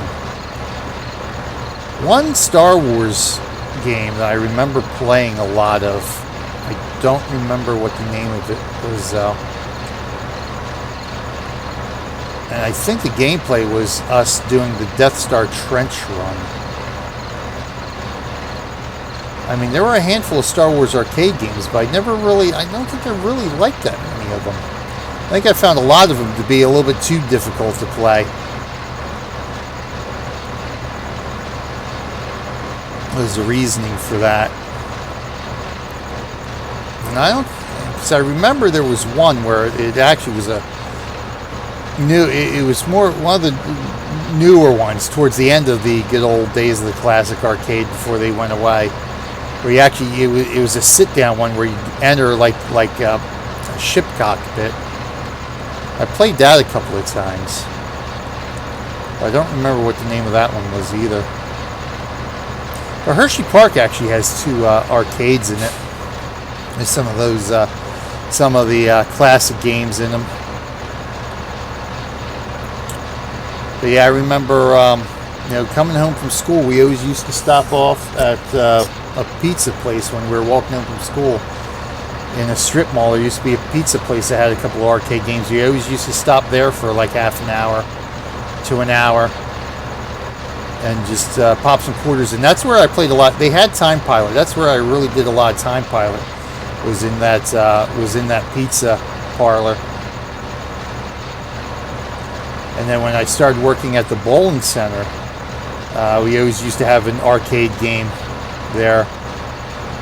And that I played a lot of Mortal Kombat, the original Mortal Kombat we had there. I played a lot of that there during my downtime. It was nice. Got paid for playing arcade games there.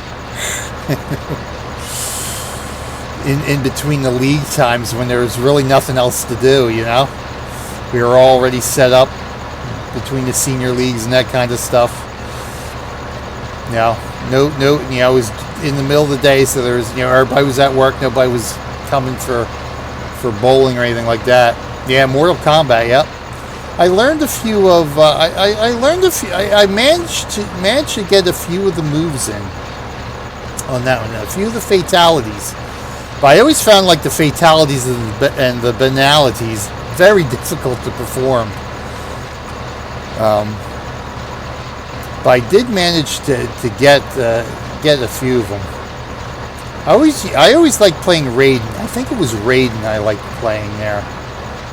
I always played him, I think, for the most part. But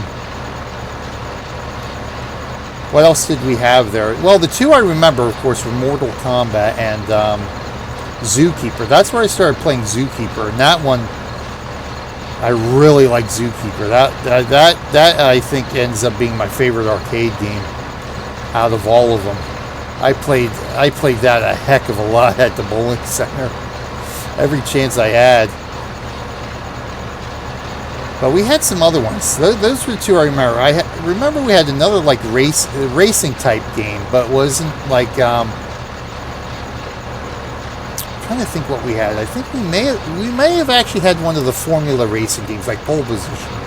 We may have had Pole Position at one point, and 1 or 2 other games like that. So I liked Katana too. I did like her. She was one of the ones where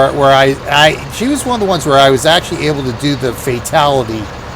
One of the fatalities fairly easy because it was just a simple move. And so I liked her because I was actually able to do it quite regularly, which was nice.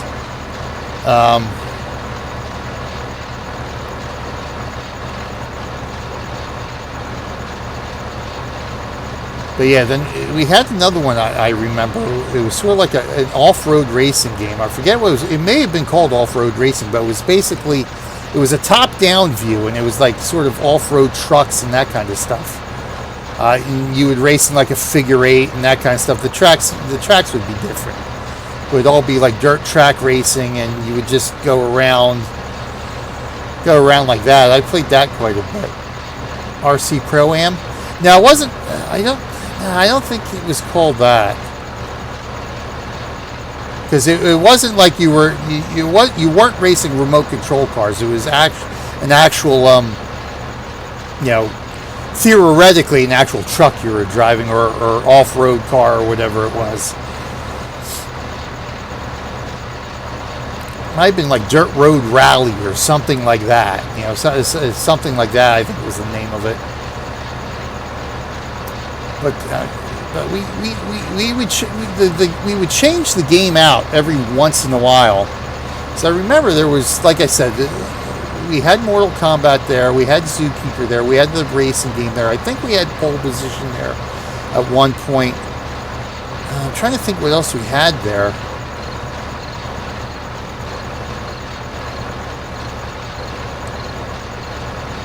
God, I don't remember anything else. Those are really the ones I remember playing that we had there. I think everything else was kind of forgettable, or I just don't remember it because I didn't play the whole lot there. You know, it had been a game I probably played a lot more at the arcade.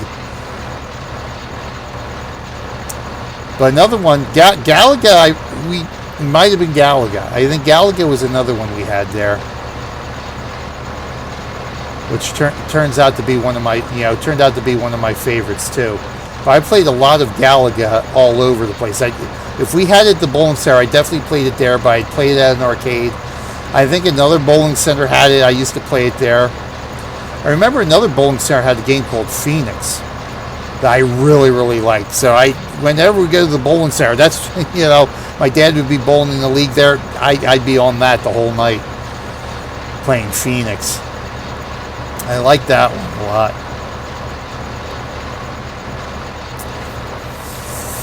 But I remember when we used to go camping,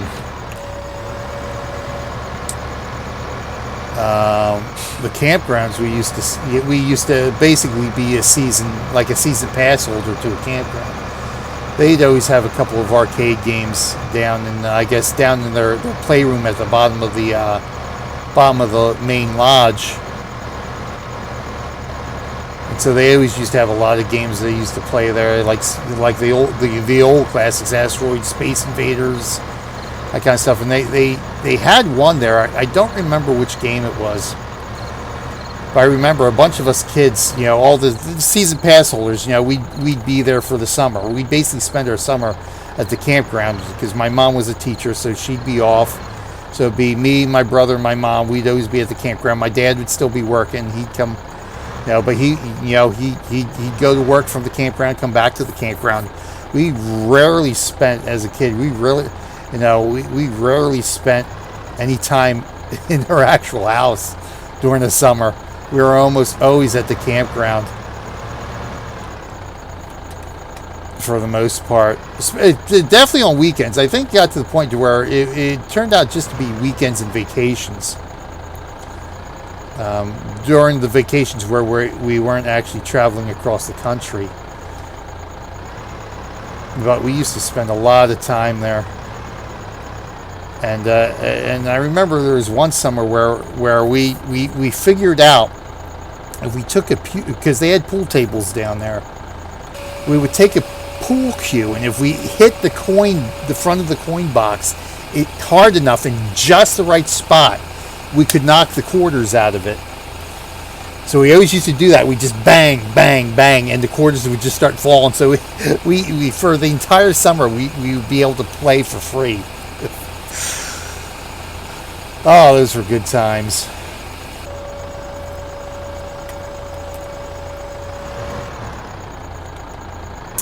But yeah, the good old arcades. A lot of games I played in the arcades. I'm trying to think what else I used to play. Of ones that aren't going to be on my lists. Like Q*bert's on my list. I remember playing Q*bert a lot at a bowling center. I said Missile Command and Tempest. I always used to play. I remember playing Missile Command and Tempest at a I don't want to say a theme park. The name the word escapes me now. But at oh my god, I can't believe I can't think of what they're called now. But I don't know if you guys have them over there, but like those pop-up weekend type theme parks where they, like the traveling theme parks. There used to be one that was semi-permanent. I played a lot of games at, or played Missile Command and Tempest at.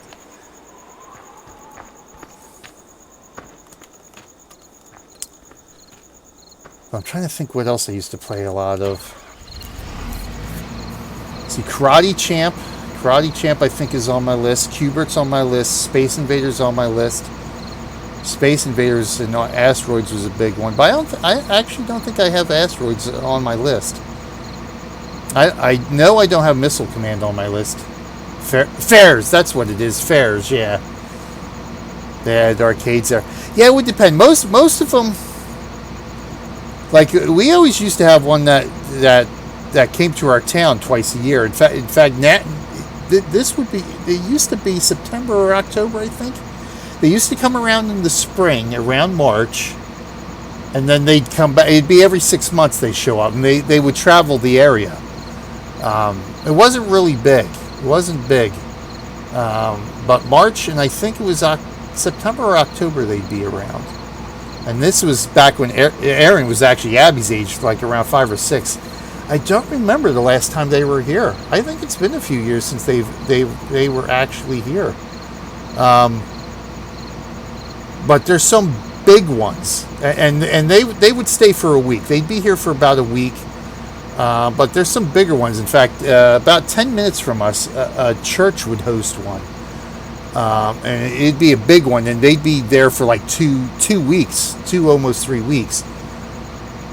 And they would. I don't know if they had arcade games at that one, but I know there are a few big ones that were, I want to say, semi-permanent, that would be in a certain area for a month or two.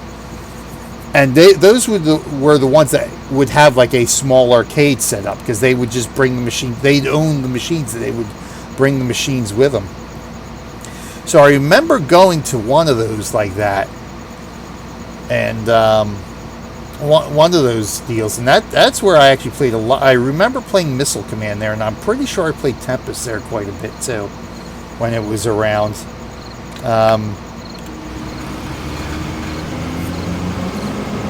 But yeah, there were, I'm trying to think, Mike Tyson's Punch-Out! I used to play in the arcade in the mall. I'm trying to think what else we used to play a lot of.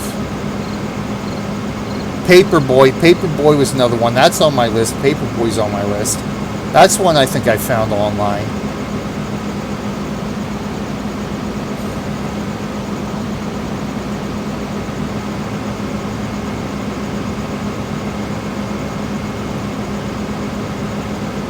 What else did I play a lot of? Battlezone, not a lot of, but I did play Battlezone. I did play Battlezone on occasion. Of course, it's nice that I actually have Asteroids, Tempest, and Battlezone on disc. I don't even remember where I got those games from. I've just had them on disc ever since I remember having them at the bowling center. But I don't remember where we got them from. When we got our first computer system at the bowling center, I remember having the 1 1/4-inch floppy disks with them on there, and Doom 2 we had on there. So I used to play a lot of those at the bowling center too. After we got an Office PC. But I'm trying to think what else I used to love playing in the arcade. It's been so long now, because this was back in the late 80s. I wouldn't even say early 90s, because I was in college in the early 90s. I really wasn't doing arcades then. By then the arcades were starting to fade away then, in the early 90s. They were getting hard to come by. So this would be all in the 80s.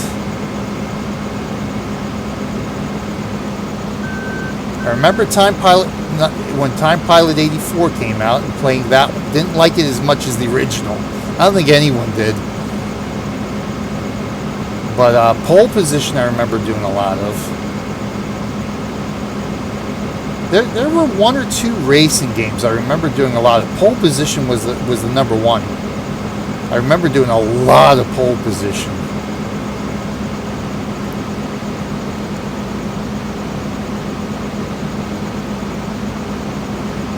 But a lot of the ones that I did were like Phoenix, Space Invaders, those type of games.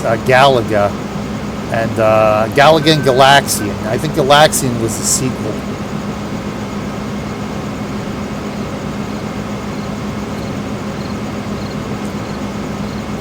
played them a lot whenever I could find them in an arcade.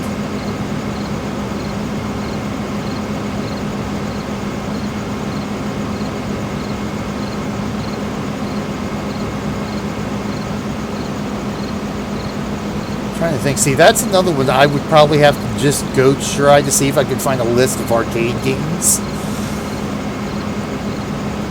And just start going down the list and see if I recognize any names of ones that I used to play a lot.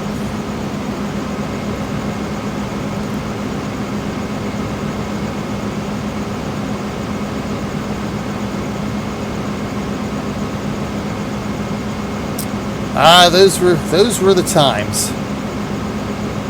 The good times when you didn't have real life to worry about. You just had to worry about getting your schoolwork done. That was the big worry. Getting the schoolwork done and passing the grade and getting school over with.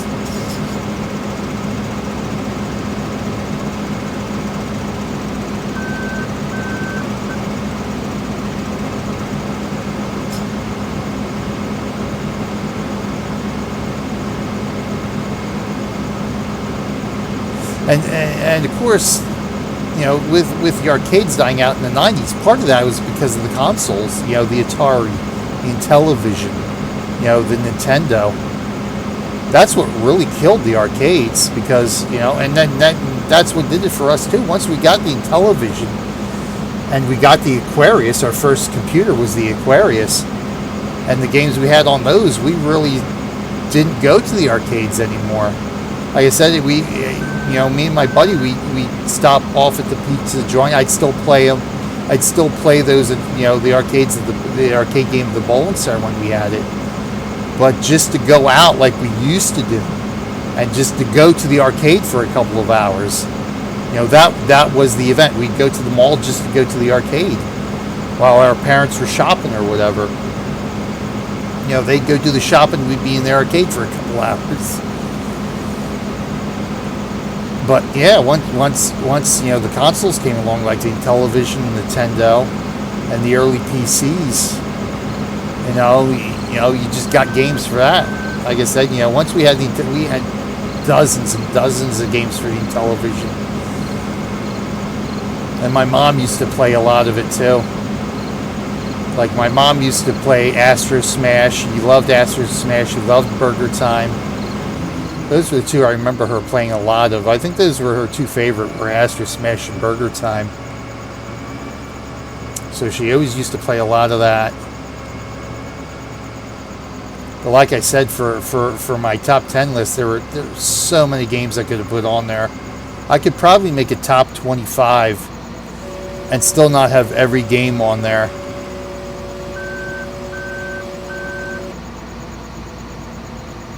Of Intellivision games. Damn, it's a shame we don't have that anymore. I'll have to ask my mom. I'm going to have to remember to ask my mom what we did with that. What we did with the old Intellivision. Because that would be awesome if we have it sitting around in storage somewhere or hidden in the box in the basement of the house. And that still have it work. That would be even better. Like I still have our original Nintendo and Super Nintendo, and my original Game Boy here too. I mean, I haven't fired them up in probably like 3 or 4 years now. I don't think. But the last time I fired them up, they were working. They worked.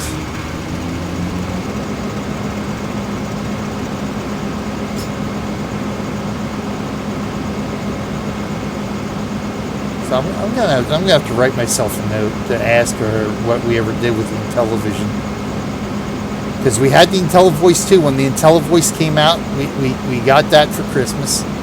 I'm pretty sure the IntelliVoice was a Christmas present from Santa.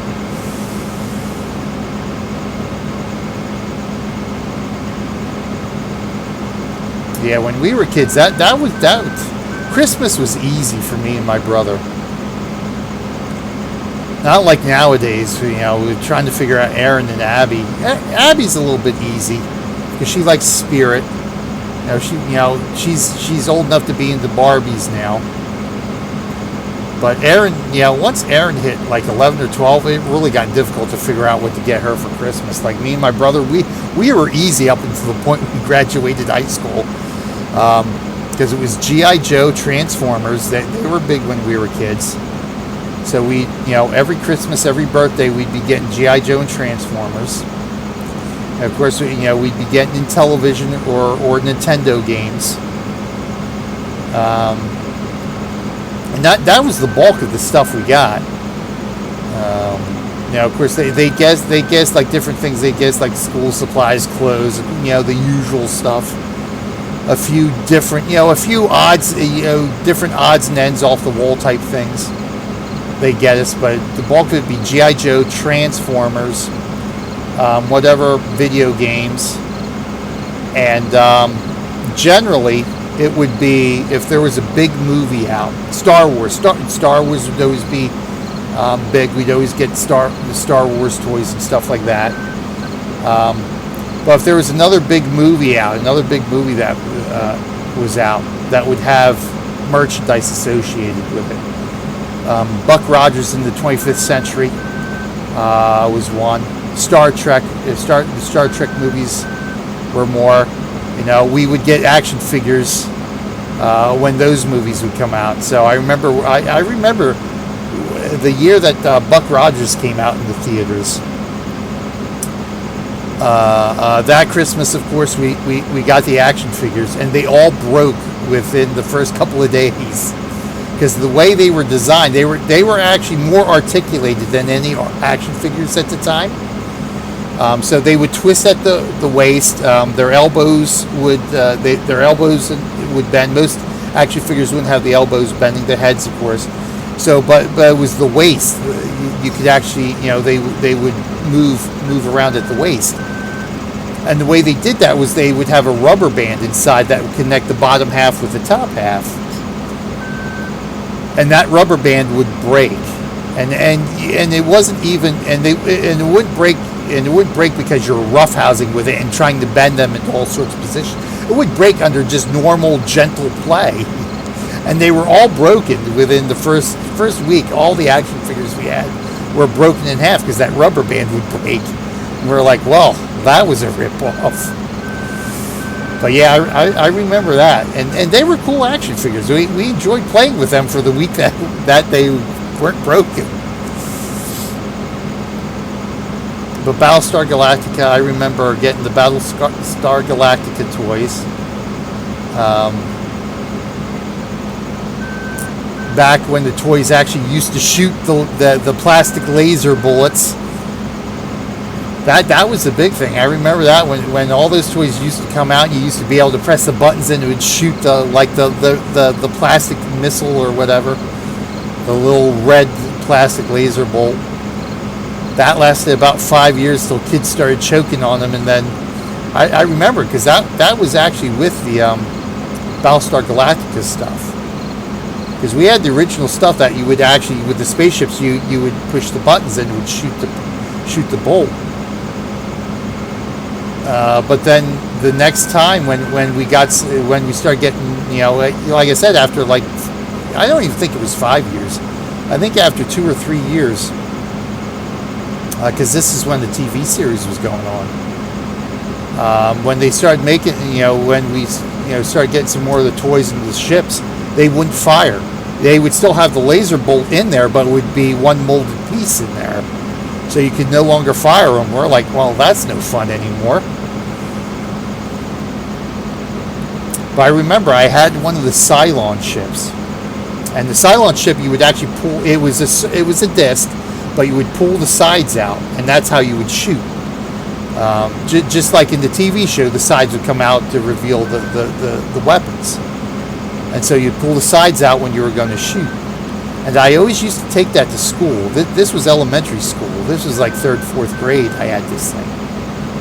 And the people were really small. They weren't like the regular size, like the six, I guess they're what, 3-4 inch action figures. These are tiny, like 1/2 inch action figures that would sit in the spaceships.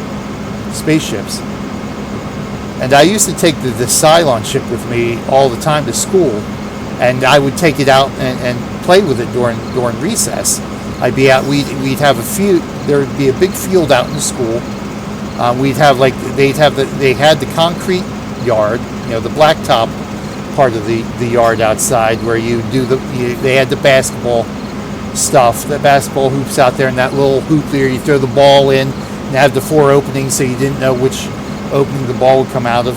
But then they would actually have a grass field out there next to that, where they had the swings, I think, were out there, and the jungle gym was out there. So I'd be running around this field with the Cylon ship.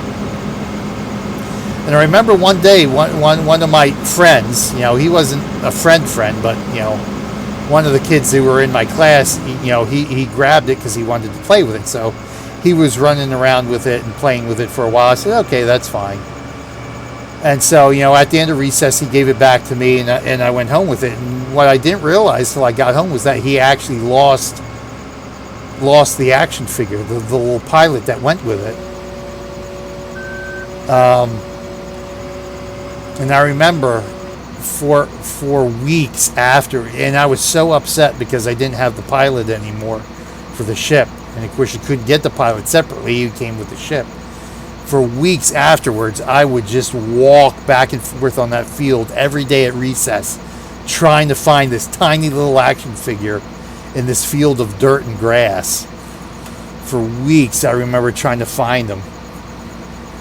Oh, I was so upset that I didn't have it because, of course, now I realize it was partly my OCD, but of course, it was my toy. My toy was, broken in my head at that point because I didn't have the pilot for it. Oh, that was, God, I still remember that to this day.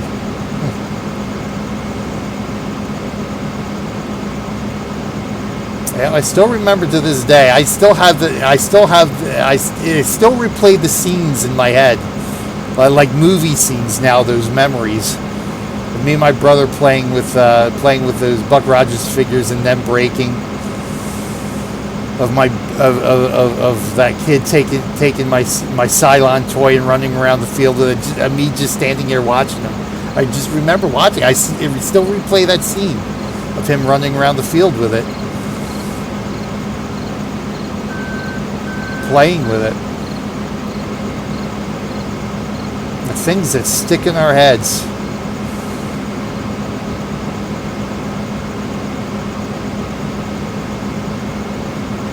The sun should be rising now. Yep, there it is. There's the sun rising. Getting a little bit brighter out here as it's time to end the stream.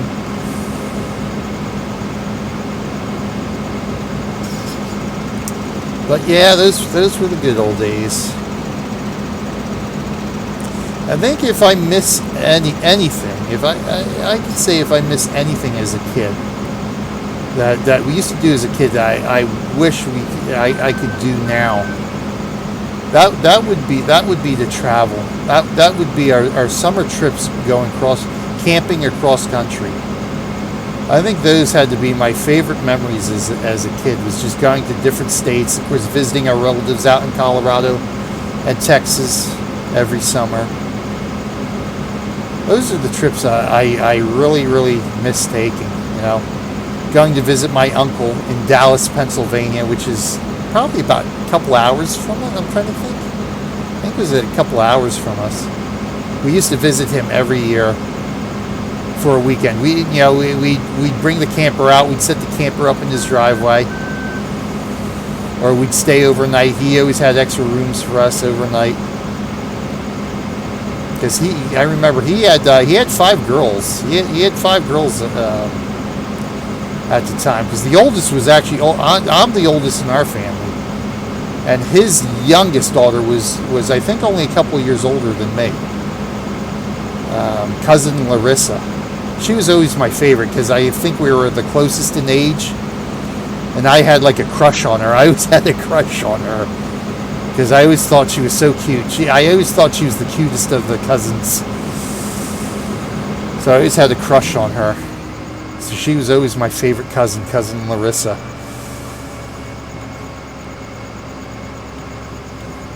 But I always enjoyed going out and visiting them every summer. Yeah, I think that's one of the things I missed the most.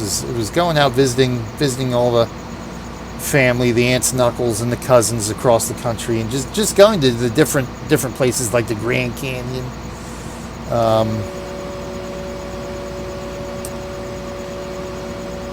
Gettysburg. We went to just all the different campsites and stuff. So what do we got left? So we got the 2 big fields here now, or 2 canola fields here left to do. But that'll be for another time.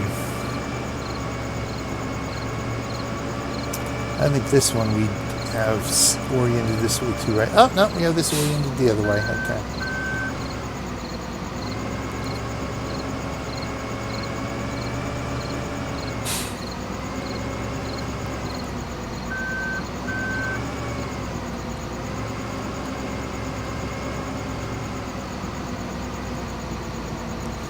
Oh man, I'm going to need some fuel in this thing. Not that, I guess not that matters because I'm probably going to end up selling it and just getting a bigger one.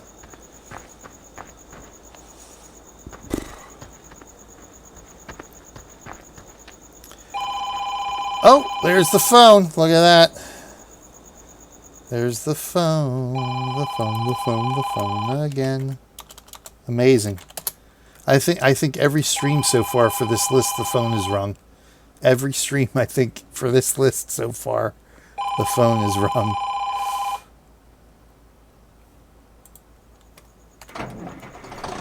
Alright, let's go dump this and we'll call it a day because I got dinner to go get ready.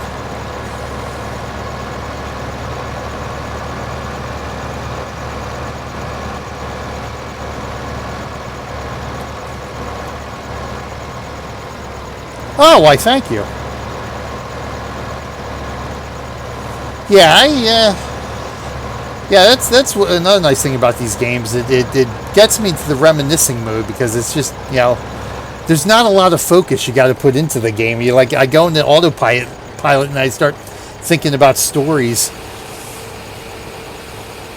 Yeah, but I remember there's some things my parents tell me that I actually don't remember, but there was when we used to go cross country, we always used to stay in Kansas at this one campground in Kansas. I remember being there twice. And the thing about Kansas, it is so flat and dry out there. It's like I remember when we were at this campground, me and my brother, we'd be out there. They'd have a little playground out there, but it'd just be dirt. There'd be no grass because it was so dry. And there'd be cracks in the ground. The ground would be so dry, there would be actually cracks. It would be like almost an inch or 2 long, and they'd be deep in the ground just because it was just so dry out there. It's like that was just amazing to me because I'd never seen anything like that, like where the ground was cracked like that. But I remember they used to have this playground. They used to have, I know they had some other things there, like they had swings out there. I think they had those like little spring-loaded riding toys. But they had this sliding board, and everything was metal, and this was a metal sliding board. And this thing during the day would get so hot because of the sun, you couldn't actually go on it because it would just be too hot. It would burn your skin, literally give you like first-degree burns. Probably even second-degree burns if you sat on it long enough. But I don't remember this incident, probably because I blocked it out in my head because it was so traumatic. I sort of have an image of it in my head. But I remember one day we were out in the playground, and it wasn't a hot day, so because we were actually on the using the sliding board. But my parents kept telling me this story every once in a while when we'd be talking about our cross country trips. They would tell this story, saying that we were out there playing. I think it was me and my brother at the time, although he might have been too young. But they were saying that the one time we were there was this other girl about my age, and I forget how old was it. I would probably, God, I could have maybe have been 7 or 8. So Steve would have been 3 or 4, maybe at most. So yeah, he might not even have been out there. But there was a girl who was about my age. She was about 7 or 8, and we were playing. And she had gone up to the sliding board. And this sliding board was just metal, and it had sides, but the sides were like nothing. You know, they were just token sides essentially. And she had actually she had gone up to the top. You know, we were playing this, and she'd started to go down. And I don't know how it happened or whatever. And she had fallen off from the top of it and cracked her head open. And and the only image I sort of remember every time my parents brought it up, the only thing I sort of remember from it was her. I remember her having like long brownish hair. And I just have this image of her father picking her up and her hair, and blood being on his hand. I think that's the only image I really have of it.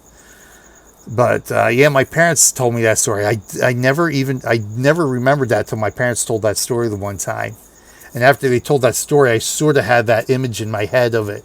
So I think I blocked it out because it was just at that point so traumatic, you know. You know, I think at the time I thought she had died or something. But yeah, they told me that story of her just falling off and just really getting hurt bad.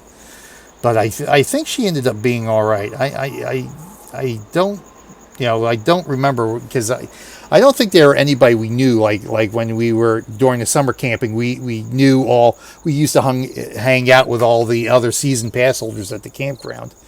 But I think this was we just happened to be at the campground the same couple of days those people were. But yeah, that was an incident I actually blocked out of my head. But yeah, I do remember being in Kansas and just the ground being so dry. You know, you basically if you had grass, it was like scrub brush grass, and that was it. But just those cracks, I just remember those cracks and the wind. And the wind would just blow across. You get dust all over the place. It was very, very windy out there, because again, it was all flat. And if you get a stiff breeze, it was a lot. But yeah, those were the days. Just going out there. Yeah, just seeing the different. You know, going out to Lake Havasu because my parents owned property out there back in the day. So I almost moved out there. I had gone to Lake Havasu on my own after I graduated college. That was the last time I actually went cross country. After I graduated college and before I was still single before I was dating anybody. Because I really had it in my head at the time. I wanted to go out there, and I was going to buy that property from my parents and just move out there. So that was sort of my litmus test to see if I was brave enough to do it. I went across country myself. I went out to, I stayed at my aunt's house in Colorado. But I went down to Lake Havasu. My goal was to go down to Lake Havasu and see the property. Because apparently we buried some Star Wars figures or G.I. Joe figures there when we were, I guess it would be G.I. Joe was 80, I think, 80, 81. So 10, 11? Nah, this may have been Star Wars figures then. It might have been right before G.I. Joe came out. We buried some Star Wars figures on the property with this little mound there, and we had left them there. And I had gone out there to look at the property. It was not developed. It was just an empty lot. And I remember seeing there was a little mound out there. And when I come back home, we were talking to my parents about it, and they said, "Oh, you know, you guys had buried some Star Wars figures out there." And I'm saying, "No way, not after this. This would have been, I'd been in my 20s, so this would have probably been like 20. See, if I was 7 or 8 when we were, because I might have been around 7 or 8. This might have been the year we went out there, did that 7, 8. So figure I'd been 7, 8, 9. I was, about 22, 23, so about 15 years, give or take. 15 years later, I said, there's no way they'd still be out there. But even then, when I went out there, the area wasn't really that developed. There was still a lot of empty land out there that people owned. But yeah, that was a nice trip to go out there. But I couldn't I had to figure out what my prospects were, and I just couldn't do it. I wasn't sure what I wanted to do in life at that point. So I think that's why I ended up, I think at that time I had just started working at the bowling center. I'm like, yeah, what am I going to do? How am I going to earn a living out there? How am I going to pay rent? And when I started thinking about that kind of stuff, I was like, I don't know. It's like, how am I going to save up enough money to buy this property for my parents and eventually get developed? And yeah, never came to be. I still always wonder though, where I would be now if I ended up doing that. If I ended up just saying the hell with it, because I still didn't have quite enough nerve to do it, go out on my own like that yet. But I always wonder where I would be now if I just said, I'm doing it, I'm going to go rent a dingy apartment, get a job at, a restaurant or a bowling center, just get a job at something out there and see if I can make a go at it. Oh, well. What you gonna do? Anyway, thank you for joining me today, Kat. As always, a pleasure. Much, much appreciated. Of course, thank you everybody else for watching as well. Everybody out there, much appreciated. Don't forget, all this, of course, is to raise money for Children's Hospital of Philadelphia. So if you liked my stories today, please consider donating just $1 for the kids of CHOP. Be a real-life hero. Help save some kids' lives. 100% goes to the hospital, goes to helping sick kids get better. That's why we're doing Extra Life. And, you can donate safely, securely, and anonymously. If this almost 2.5 hours of entertainment was worth it for you, hey, it's cheaper than a movie. That $1 is cheaper than a movie.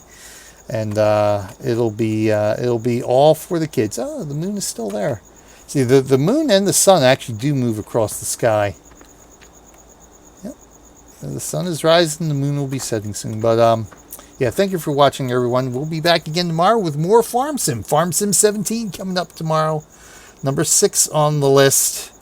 Thank you for watching, everyone. I am BJ Weiler. Until next time, I will see you in game. Let me save that one last time, and I'll say, enjoy your weekend, everybody. The weekend is here, right? It is Friday? I think it's Friday.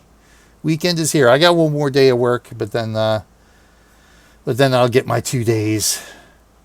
Have fun, everybody. See you next time. Stay safe out there, everyone.